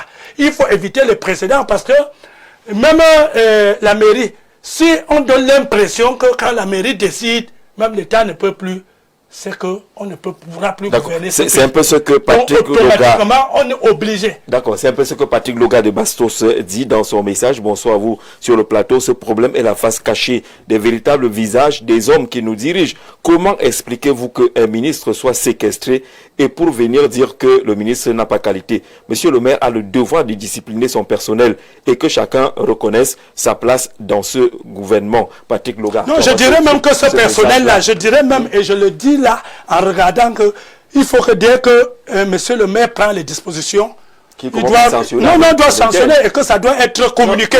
Et même les agents de la police là doivent être rappelés dans leur commissariat, on leur envoie les autres. Parce qu'il ne faut pas à chaque fois mettre le pays. La mairie de la ville a fait une opération pratiquement de communication le week-end. On a suivi le responsable de la communication intervenir sur quelques médias. Il n'est pas venu ici. On espère qu'il viendra également ici pour essayer de répondre à ces questions en attendant que M. le maire lui-même puisse être visible dans cette affaire. Est-ce que ces communications ont porté? Est-ce qu'elles ont amené les gens à comprendre, François Sémé, quelle est la source du mal? Ce n'est même pas oui, utile. Moi je crois que c'est, sans être expert en communication, mais c'est une mauvaise communication. Parce que, voyez-vous, du moment où le communicateur de la mairie de ville indique que le maire est absent, elle est en congé, et qu'il y a des situations d'urgence à gérer, un problème se pose tout de suite. C'est un problème d'intérêt. Est-ce que le maire comprend, et d'engagement, est-ce que le maire comprend quelles sont ses missions régaliennes? Est-ce que le maire peut se retrouver en congé en ce moment précis? Donc ce n'est pas une... Il serait même revenu le lendemain. Il serait revenu le lendemain. Ça c'est la première chose. La deuxième chose étant que, quel que soit le lieu où il se trouve, nous sommes à l'aide du numérique. Le maire pourrait faire une sortie, quel que soit le lieu où il se trouve, pour indiquer que voilà la situation qui prévaut à Yaoundé, j'ai pris acte et puis j'ai pris connaissance et là je prends telle ou telle disposition. Ça c'est la deuxième chose. Pourquoi je l'indique ici? Jean-Gazé, vous savez bien que moi je défends souvent beaucoup les maires, où je sais que les mairies souffrent d'anorexie financière, pas de finances, pas de ressources financières, parce que le transfert de compétences suppose aussi transfert de ressources financières. Et les ressources financières aujourd'hui au niveau des communes ne sont pas suffisantes. Sauf que le maire Messi est en train de prêcher là par l'inertie et l'invisibilité. Et ce n'est pas un mode de gouvernance à l'aide du numérique, à l'aide de la mondialisation. Ici, le maire devait prendre parole et prendre position. Madame Ketcha a fait, je crois, 2 ou 3 sorties. Et elle a pondu d'un communiqué. Le maire Messier où?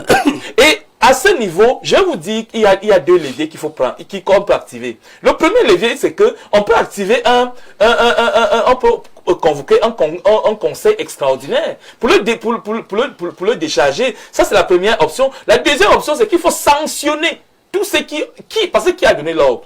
Quand on a posé la question le matin, quand on investiguait encore, on s'est rendu compte que la question a été résolue avec la descente du gouverneur. Si vous suivez bien la vidéo, à l'intérieur de la vidéo, il y a le responsable de l'entreprise qui a dit que le maire n'est pas d'accord. Ah bon, donc le maire a tous les éléments d'appréciation de la situation actuelle. Donc si le maire n'est donc pas d'accord, on répond comme ça au gouverneur, et le gouverneur indique que je ne suis pas là pour savoir ce que ressent le maire, ce que ressent le maire. Donc ici, il y a un problème de subordination.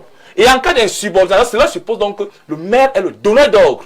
Et moi, je ne suis pas d'accord avec M. Feuille quand il indique qu'il y a malentendu. Il n'y a pas malentendu. Il y a conflit, il y a un véritable conflit. Non seulement d'intérêt, mais de lead. Parce qu'il y a un problème de leadership ici. Parce qu'il y a les questions politiciennes à l'intérieur aussi. Oui, il y a un donc, juridique à l'intérieur, on voit clairement qu'il y a un problème qui se pose. Et là, la personne mise en minorité, c'est qui? La population. Le peuple, parce qu'on ne se reconnaît pas en tout ce qui se passe là. Le maire Messi est dans son bureau, il est en congé de quel côté, on ne sait pas. Madame le ministre qui essaye de mener quelques actions pour sauver quand même l'image de la ville, et c'est normal pour madame le ministre. Je puisse vous le dire, Jean-Jacques Zé, si vous êtes maire de la ville, et si vous êtes ministre de la ville, et vous vous rendez compte que en situation d'urgence, le maire n'est pas présent. Mais qu'est-ce que vous faites? Je vous ai pris un autre cas de figure. Prenez les maires dynamiques un peu à Yaoundé. Je prends le cas du maire, par exemple, Yoko Onana, que nous tous on voit en botte, en gilet, partout. Mais si le problème se posait entre Madame Ketcha et le ministre Yoko Onana, je ne suis pas sûr qu'on ne devrait pas avoir les mêmes appréciations. La preuve, la même situation s'est passée avec le même Luc Messiatana et son propre fils ici à Yaoundé. Voilà. Le même Luc Messiatana. Et Yoko Onana, le maire a cassé toutes les boutiques quand Yoko venait de construire. Mais est-ce que vous avez vu? Est-ce que le maire et le Oui, il avait cassé les bouteilles.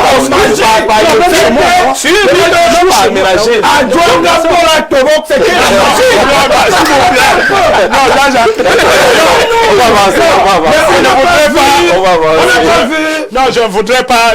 Je ne suis pas d'accord avec un activateur. Je ne voudrais pas qu'on prenne le maire en charge comme ça. Non. Réglons seulement cette situation. Avançons alors. Les deux côtés. Bonsoir. Vous allez répondre. Bonsoir, le grand soir. Jean-Jacques, bonsoir. Très belle émission. Pour la première fois, Madame le ministre a pleinement raison. La population veut des actions et non les articles que les panélistes citent sur votre plateau. Nous qui sommes en Colbison, souffrons beaucoup. Toutes les routes qui convergent vers là sont bloquées par les travaux depuis plus d'un an ou complètement dégradées, à savoir la route Feu Rouge, Cité Verte, complètement dégradée depuis un an, la route Marché Mokolo Carrefour Mec, bloquée depuis plus d'un an, route Carrefour Cité Verte, Montée Parc bloquée, temporaire pour travaux qui n'avancent pas, route Carrefour GP Mec, complètement dégradée. L'entreprise qui fait le drain Etetak Colbison a arrêté les travaux depuis le début de cette année. Si vous pouvez y faire un tour, vous serez sidéré. Merci, Denis depuis Colbison. Oui, l'activateur. Oui, je voulais, vous avez posé une question claire. Est-ce que la communication de la communauté urbaine a porté ce week-end? Il y a eu une vaste communication de la communauté, de la cellule, de la division de communication de la communauté urbaine. La mairie de ville. Oui, la mairie, on se comprend. On se comprend très bien. L'essentiel, c'est qu'on se comprenne. Les termes là, c'est pour des spécialistes. Moi, je n'en suis pas un. Je suis journaliste. C'est vrai que ça ne m'empêche pas de mieux m'exprimer. Avant ça, il y a le copanéliste qui vient de relever quelque chose. On a demandé à Madame le ministre d'appeler d'abord le maire. Et à 2 fois, c'est ressorti. Premièrement, lors de la deuxième vidéo, c'est-à-dire qu'après la bagarre, quand Madame le ministre arrive, lorsqu'elle est prise en otage et mélangée dans les otages à l'intérieur là-bas, où elle est obligée de faire avec les mains, elle a dit, je cite, le maire, j'appelle le maire c'est mon collaborateur. Donc elle répondait à quelqu'un qui lui demandait d'appeler préalablement le maire. Ça c'est une chose. Voilà. Orthodoxie républicaine. Ça c'est une chose. Je ne cherche pas à savoir si c'est normal ou pas. Mais je démontre qu'effectivement... Non, le frère du Benoît vous a répondu déjà. Voilà. Maintenant, la deuxième chose. La deuxième chose, c'est que le gouverneur, tout à l'heure, vous avez suivi, a réitéré qu'il n'a pas besoin. Que le maire, il n'a pas besoin de l'avis du maire là-dedans. Oui, tout à fait. Ça veut dire qu'on a opposé même au gouverneur. Le patron de la région du centre, Antisamba, Paul Biya de la région du centre, on lui a opposé que... Sauf que, activateur, sauf que nous sommes sous le code général de décentralisation. Non, nous nous attendions à ce que ce soit l'ancien délégué du gouvernement, l'ancien délégué du gouvernement, M. Timievouna. Là, il est dans son rôle. Je vous dire, ici, nous sommes dans le code général de la décentralisation. C'est pour ça que vous avez dit tout à l'heure, nous sommes en train de faire le procès de l'État. Et là, si on arrête sur le procès de l'État, toutes les compétences qu'on a données aux régions, aux collectivités territoriales décentralisées sont en train d'être reprises. Par force, et c'est pour ça que tout à l'heure vous avez dit que le gouverneur a parlé de manière très autoritaire. Pourquoi? Quand vous avez donné le pouvoir aux élus locaux, respectez les compétences que vous avez transférées. Et c'est l'État qui le dit. Ces compétences sont encore au-dessus de l'État, c'est ça? Je n'ai pas dit que les compétences sont au-dessus de l'État. Je parle du respect. C'est pour ça que je parle depuis d'orthodoxie républicaine. Restons dans l'orthodoxie républicaine. Je veux comprendre. Ça veut dire quoi? Oui. Madame le Mindu, et dans ce roi, il y a urgence. Nous sommes tous d'accord. L'urgence voudrait quoi? L'urgence ne voudrait pas qu'on décide de marcher n'importe comment sur la République. Non. L'urgence voudrait dire qu'on accélère les canaux habituels. Ça veut dire que vous avez dans des procédures que vous faites, mais d'accélérer. Il n'y aurait pas eu tous ces problèmes. Je pense tout à l'heure, vous demandiez si les agents de la communauté urbaine sont en charge de surveiller un chantier, subitement ils voient une entreprise entrer sur le chantier. Vous qui êtes à la charge de la surveillance d'un chantier et que vous n'avez pas eu l'ordre préalable de celui qui vous a posté là, qui vous voit des individus arriver. Non, vous voyez des individus arriver. Déjà occupé le marché. Si on arrive, si on va entrer, si nous voulons entrer dans les si nous voulons entrer dans ce débat comme M. fait l'activateur, on ne va pas sortir d'ici. ici. Non, on ne va pas sortir d'ici parce que là, on ne va pas sortir de là. Est-ce qu'on va sortir de là? Arriver qui est là de comment Qui voit c'est moi qui avais la question. Oui, vous avez la parole. Tu as juste arraché. Oui, vous avez la parole. Coutumier du fait, arrête la parole aux gens. Je dis donc ceci. La communauté urbaine, la mairie de la ville, dans sa communication, s'est enfoncée.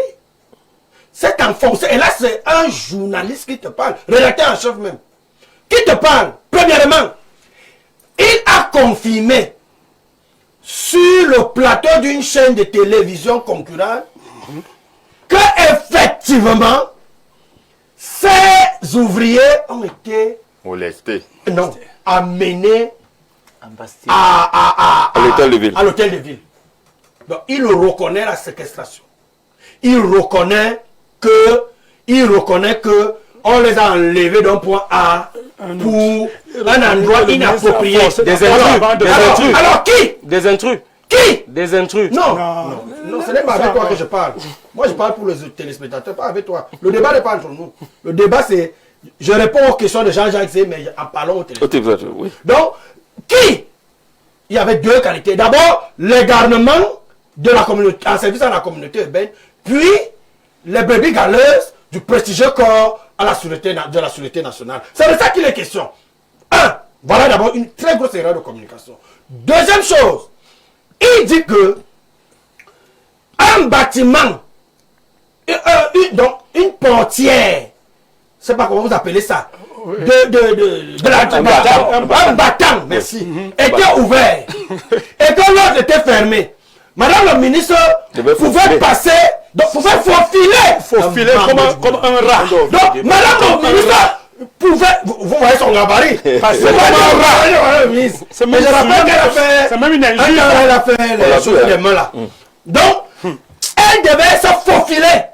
Pourtant nous voyons dans la République comment on ouvre grandement les portes. Quand le ministre arrive. Un protocole met en place ça ne demande centrale. Mais quand il y a une personnalité, quand même le maire, j'ouvre grandement les portes. Et il estime dans sa communication brinque-ballant que madame la ministre devait passer de côté comme ça là. Mon Dieu. Et ce battant est resté expressément fermé. Mais il a fallu bombarder les bêtises pour que non seulement il sorte, mais que ceux qui étaient en mauvais état de santé sortent avec elle. Elle est dans son rôle. Donc, cette communication-là... Sur la communication. Sur la communication de la mairie de la ville, ce que moi je retiens premièrement, les employés d'Arab Contractor ont été enfermés à la mairie de la ville. Qui est devenue une cellule. Qui est devenue une cellule, oui.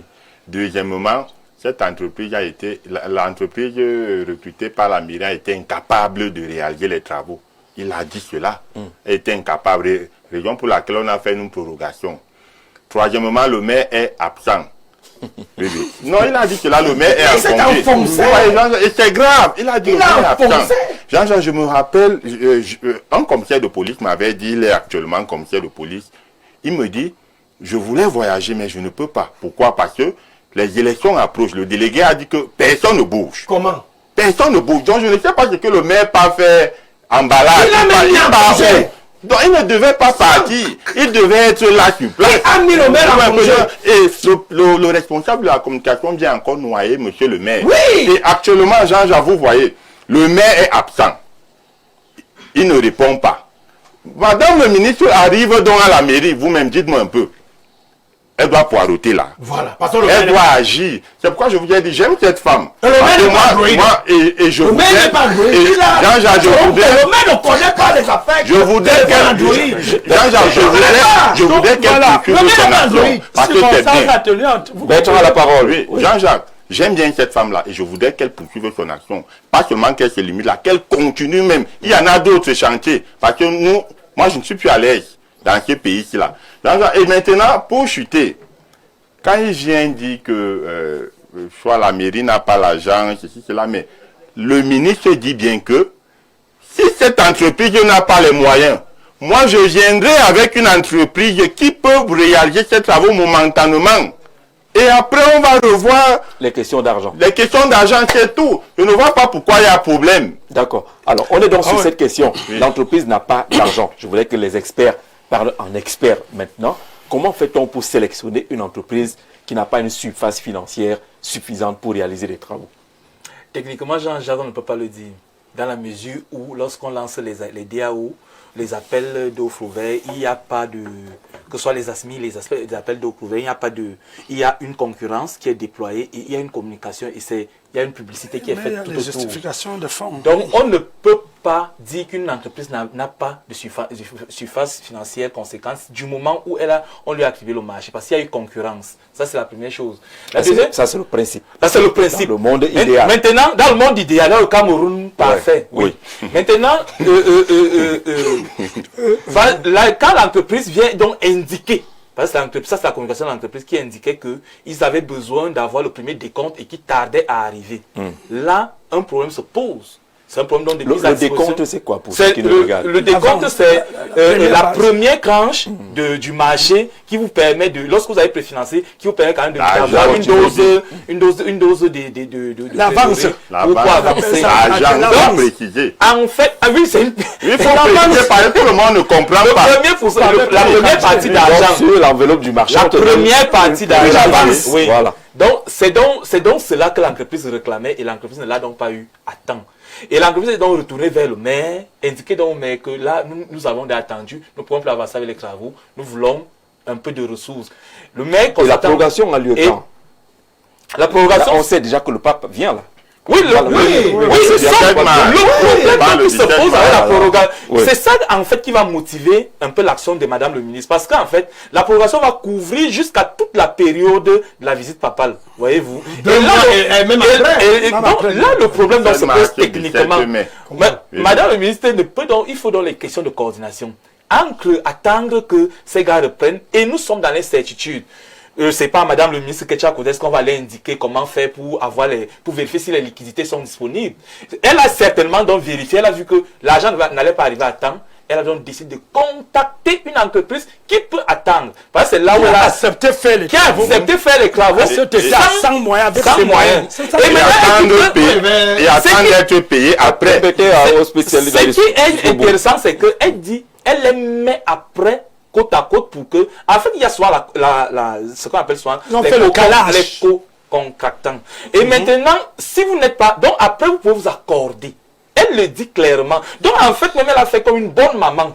C'est-à-dire que 2 enfants, un est incompétent et puis maintenant on l'appelle donc le petit, viens aider un peu ton grand frère à porter le seau d'eau et vous arrivez à la maison. Voilà l'objectif en fait. Donc l'idée ici c'est de dire que ici il n'y a pas, en principe on ne devrait pas avoir un conflit. Si le maire M. Atangana était présent, moi j'insiste là-dessus. Et maintenant la loi quand même indique quelque chose, c'est que lorsqu'il y a un souci, le maire... le ministre devrait saisir le ministre du Mindevel. Mais sauf qu'on indique quelque chose depuis le matin. Le PM est au courant de tout cela. La décision vient du cabinet civil. Cela suppose donc que toutes nos procédures habituelles sont dans frapper de caducité. Et on reprend donc, la prééminence donc de l'État, donc du gouvernement. Donc, parce qu'il faut comprendre une chose. La décentralisation l'a dit. Si vous êtes incapable de réaliser une compétence, on la reprend et on la réalise. Donc, il faut clairement arrondir les bords à ce niveau. Maintenant, ce que moi, je voudrais peut-être sortir, là où je voudrais sortir, Jean-Jacques, c'était d'indiquer qu'il y a un sérieux souci. S'il y a eu des donneurs d'ordre, ils doivent être sanctionnés. Parce qu'il faut accepter cela au Cameroun. Lorsque vous avez donné les ordres, il ne faut pas que M. Atangana aille se cacher derrière le rideau pour faire ce qu'il est en train de faire là. On est là au courant qu'il n'est pas d'accord. On l'a dit au gouverneur, il doit être sanctionné. Parce qu'il doit être au Cameroun. On a dit au gouverneur que le maire n'est pas d'accord. Voilà, oui, on l'a dit au gouverneur. D'accord.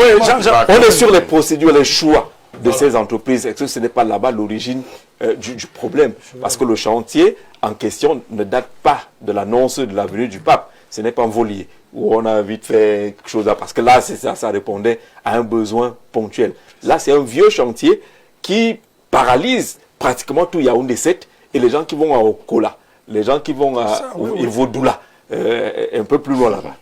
Oui, monsieur, tout à l'heure, je vous ai dit qu'on s'est en train de faire le procès de l'État. On n'a pas peur de faire le procès de l'État. Si c'est l'État qui est fautif, il faut c'est l'État qui est fautif. Depuis, je vous ai dit que nous faisons le procès de l'État. Pourquoi est-ce que je le dis? Au Cameroun, nous avons, dans le cadre, l'entreprise comme celle qui est adjudicataire de ce marché est une PME. Nous avions l'État... C'est une PME. Oui, c'est une PME d'une petite et moyenne entreprise. C'est pas très gros de venir soumissionner un marché de cette nature quand on est PME. Non, c'est le niveau des PME. Ah bon? Oui, c'est une PME. C'est une PME, c'est Non. C'est une petite et moyenne entreprise, comme nous le disions. Qui vient sur le chantier de bitumage. Non. Oui, justement. Quand on appelle son grand frère. Oui, Quand on appelle son grand frère, lui se plaint. Attendez, monsieur On a pour savoir si la PME est qualifiée pour ce genre de marché de près de 600 millions. Oui, la PME est en 6 mois. Justement, pourquoi C'est dans les critères de sélection. Dans le critère de sélection. Les capacités financières. Vous avez, autour de l'octroi d'un marché, vous avez l'AMP, l'Agence de régulation des marchés publics, qui joue un grand rôle. Mais maintenant, dans le cadre de l'entreprise, tout à l'heure, parce que vous demandez pourquoi ça bloque. Vous avez, au niveau des PME, vous avez plusieurs entités qui entrent en jeu. Vous avez la BCPME, qui est tombée, on essaie de renflouer 40 milliards. 40 milliards, c'est la banque des PME. Oui, la BCPME, qui faisait ceci. Voici le rôle que joue la BCPME. Quand une entreprise était bloquée comme celle-là, comme celle-ci sur le marché de la Cité Verte, elle prenait les fonds, elle l'octroyait à ce marché, à cette entreprise, pour finaliser les travaux, sans qu'on ait eu ce grabuge. Mais sauf que, à cause de l'insolvabilité de l'État, la BCPME est tombée presque en faillite. Parce que je suis en train de vous dire que le président de la République vient de demander qu'on octroie 40 milliards pour essayer de remplir les caisses de la BCPME. Pourquoi? Parce que l'État ne paye pas à temps. Vous avez dans un certain nombre, beaucoup d'entreprises qui sont dans le secteur des BTP. Ces entreprises qui sont dans le secteur des BTP, le plus souvent, sont des entreprises des apparatchiks du système gouvernant. Parce qu'on ne donne pas de marché public à n'importe qui. Que ce soit au niveau des communes, que ce soit au niveau de l'État. Donc ça veut dire que les entreprises le plus souvent qui gagnent les marchés sont les entreprises qui ont une certaine affinité avec le maître d'ouvrage. Le plus souvent. Est-ce que le maître d'ouvrage a même la commission de passation? Je dis le plus souvent, une certaine affinité. Le plus souvent. Là, vous avez dit qu'on doit faire le procès d'État, c'est ce qui ne va pas, qu'on dise ce qui ne va pas. Oui. C'est ce qui ne va pas. Donc, vous avez donc des entreprises qui ont souvent des marchés de gré à gré, comme on le décrit souvent, sur un montant qui dépasse la loi. Dépasse le cadre défini par la loi. Parce qu'aujourd'hui, on a dit qu'on ne respecte pas les cadres, on sort de là. Donc, vous avez donc un nombre d'entités qui ne respectent rien. Et l'INS crie tous les jours. Et c'est pour ça que je me suis rendu compte que les membres du gouvernement n'aiment pas trop l'INS. National de la statistique. Les membres du gouvernement n'aiment pas trop l'INS. Pourquoi? Parce que l'INS, de manière pointueuse, montre les carences des procédures du gouvernement à un certain nombre d'éléments. Vous avez des entreprises qui ne peuvent pas, qui n'ont pas parce que quand on parle de la banque de PME, il y a tout un ministère sur les PME et vous avez une agence de promotion des PME qui ne sont pas affiliés au ministère des PME, qui ne sont pas au niveau de l'agence. Donc, on crée des entités détachées. Des entités détachées ayant la même compétence mais dans des sectoriels différents. Oui. Ça fait en sorte qu'on a parfois des problèmes de compétences, on n'a pas le suivi sur les entreprises. Parce qu'aujourd'hui, si vous entrez, c'est ce que l'INS vous dit. L'INS vous dit qu'au Cameroun aujourd'hui, 90% du tissu économique est détenu par les PME, mais que le taux de vitalité de ces PME est d'1 à 2 années. Pourquoi? 1. Les procédures fiscales qui asphyxient les PME. 2. Le manque de financement, le manque de procédures d'accès au financement de ces PME. Aujourd'hui, au Cameroun, on n'a pas de banque d'investissement. Vous êtes une entreprise comme celle-là. Vous êtes obligé de prendre pour réaliser un marché, de venir voir les banques commerciales qui n'ont pas la capacité, la fluidité de vous donner un certain montant, sans un certain nombre de garanties. Pourtant, si vous dans votre fiscalité, vous avez des banques d'investissement, vous n'avez pas ce terme de problème. C'est pour ça qu'aujourd'hui, on a un État qui ne met pas les cadres de réalisation des entreprises. Alors, lorsqu'on regarde un peu les activités du MINTP, de l'AMP et consorts, le nombre d'entreprises suspendues au Cameroun, c'est quand même énorme. Et chaque année, ça veut dire que dans le secteur, il y a quand même beaucoup d'aventuriers qui réussissent à soumissionner. C'est justement le prendre à contre-pied sur un fait. Lui, il est dans son analyse est nationale. C'est une autre dimension. Moi, nous sommes en train de parler de centralisation. On parlait de la mairie de la ville. Moi, je vais terminer. On parlait dans un cadre. Nous sommes là pour soigner un mal. Commune de fou. D'abord, dont je suis proche. il y a des entreprises qui viennent soumissionner au marché et qui n'ont même pas d'argent. Tu viens, tu n'as pas d'argent. Tu viens prendre un marché comme celui qui a pris le marché de la cité municipale. Hein? Il commence bien le travail, il rassure le maire, il rassure le président de la commission de passation de marché. Il se bat pour obtenir ce marché qui va passer en commission. Il commence même à faire la fondation. Il s'envole, il part. L'État a mis un cadre pour ça. L'État a mis un cadre. L'État a mis un cadre. L'État a mis une banque. Tous les deux. Les entreprises sont parfois mafieuses. C'est ça le problème. Oui. L'entreprise Tofel, qui est chargée de la réhabilitation du tronçon en haut escalier jusqu'en Fou. Qu'est-ce que cette entreprise a fait? Un marché octroyé par le conseil régional. Il a fallu que l'activateur bombarde. Il a fallu qu'on menace. Et ça bouge un peu. Pour que les lignes bougent. Et l'entreprise a été partie, mais vous n'en rappelez, à l'ordre. C'est comme ça qu'ils sont venus couvrir les nids de poules. Est-ce que dès le départ, c'était les nids de poules? Ils vont te dire qu'ils n'ont pas d'argent. Comment tu peux aller prendre un marché? D'accord, là, Benoît,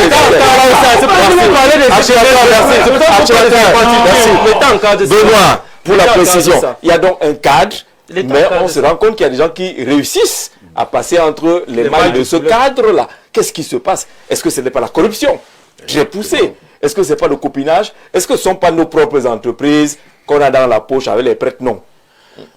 Je vais vous avouer ici que je suis un peu déçu même par cette entreprise parce que c'est une entreprise, je pourrais en quelque sorte dire de renom. C'est une entreprise qui a plus de 20 ans dans le marché de construction, qui dans ses apparences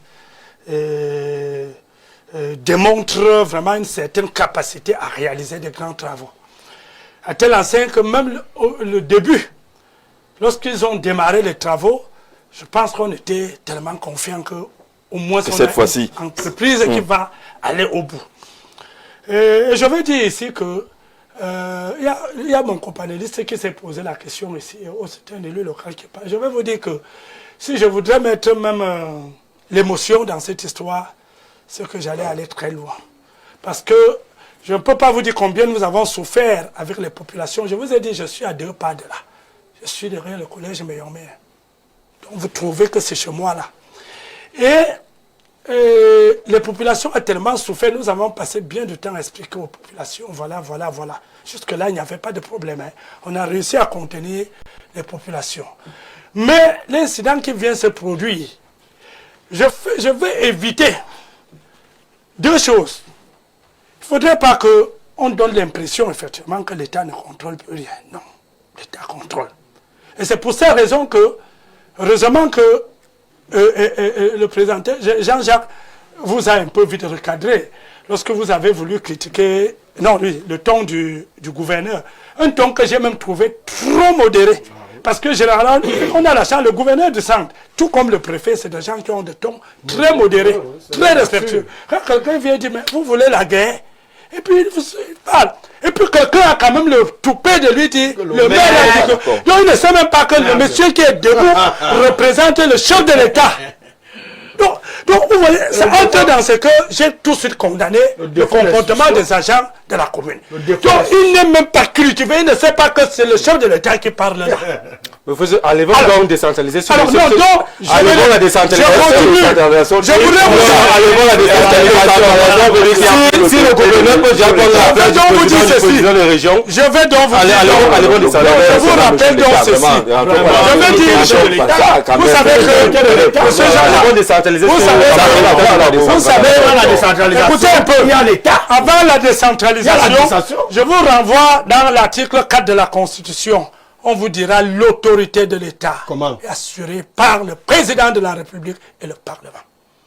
Et le gouverneur, quand il est debout, c'est le représentant du président. Permanent du chef de l'État. Et maintenant, je voudrais également dire ceci que il n'est même pas là, il n'est même pas venu dans une barbarie quelconque.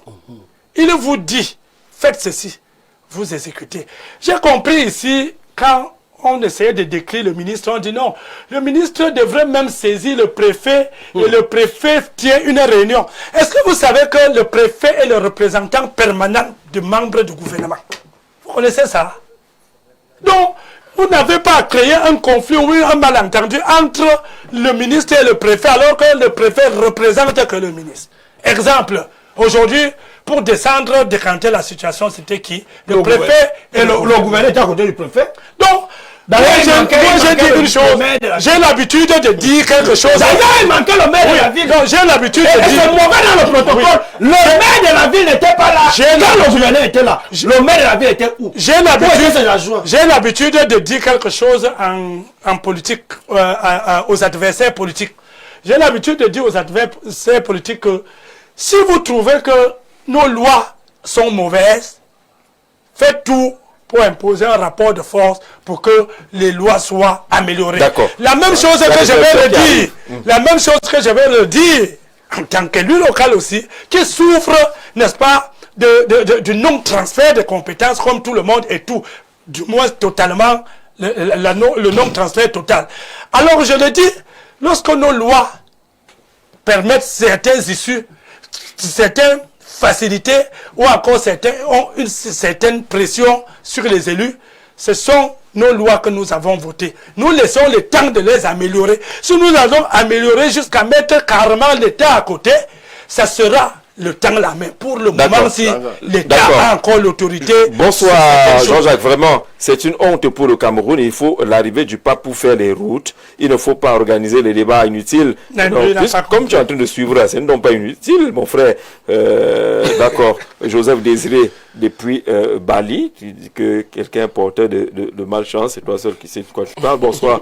Et bonsoir tout le panel. Dites-moi un peu, monsieur Zé, pourquoi le maire de la ville, depuis sa nomination par décret présidentiel, voilà un autre.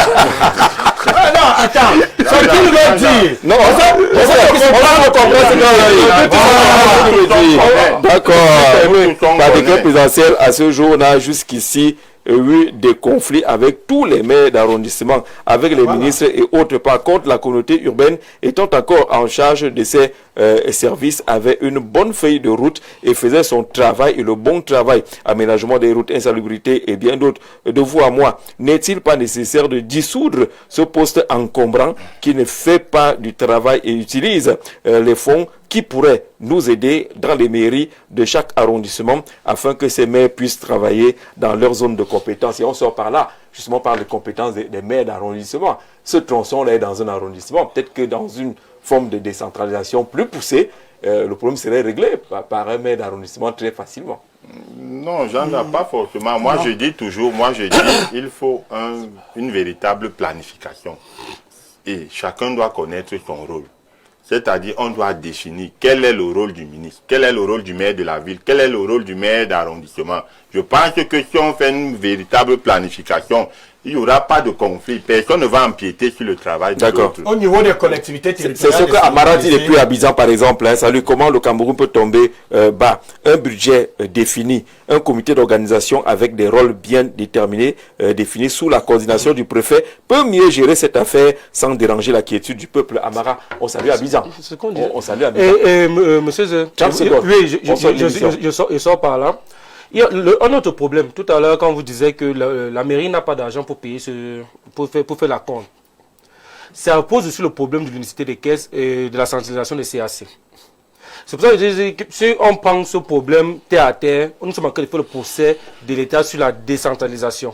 Parce que s'il n'y avait pas eu d'unicité des caisses, et que chaque mairie avait la disposition de collecter son impôt et réaliser ses marchés, on n'aurait pas eu ce problème venant de la mairie. D'accord. Donc, nous disons aux législateurs, puisque nous sommes en forme de réforme constitutionnelle, veillez à ce que les CAC ne soient plus connus, il n'y a plus d'unicité de caisse.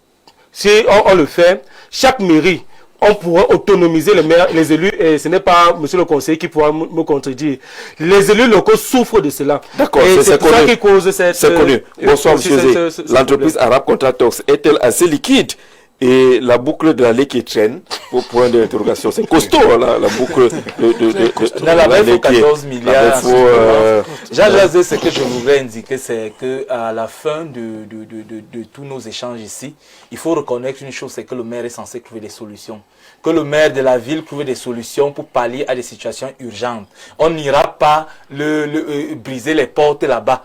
S'il fait son travail, s'il est présent. Et on vient encore d'évoquer quelque chose. La descente du gouverneur, son chef hiérarchique est sur place, le préfet. Il est absent, il est où? Ses adjoints sont où? C'est indécent de voir ce genre de choses. D'accord. Et peut-être indiquer que moi j'ai salué quelque chose. Nous l'avons tous vu. Malheureusement, je crois, arabes concordatoires égyptiens, il y a une effervescence terrible dans la vidéo que vous regardez là, avec les populations du quartier qui sont en chant et en danse là-bas. Je veux même vous dire. Donc, ce que le peuple veut, c'est l'amélioration de ses conditions de vie. Faites les voies d'accès, donner l'électricité et donner l'eau. Et arrêtez avec les délestages en arrachant les conquêtes. Et je veux même on a fini. On a fini. Oui, je veux dire, je sors en disant que tout est bien qui finit bien.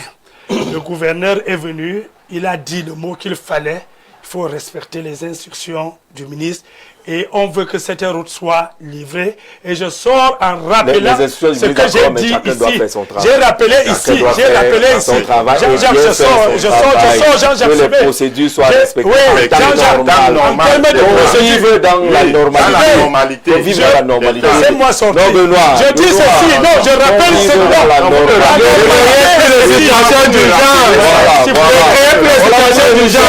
Vous ne pouvez pas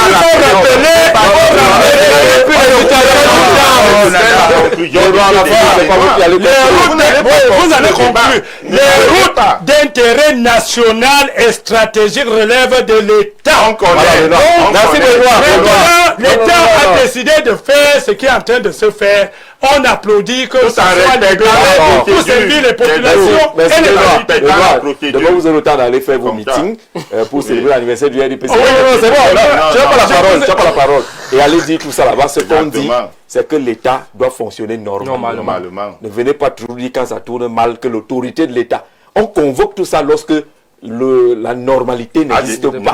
Allons au fonctionnement normal et tout se passera normalement. Bien, on ne viendra plus contester l'autorité de l'État tant que tout est fait dans les normes. Demain, on parle justement des 41 ans du RDPC. Ce sera un peu le RDPC sur le grill. Très bonne soirée à tous.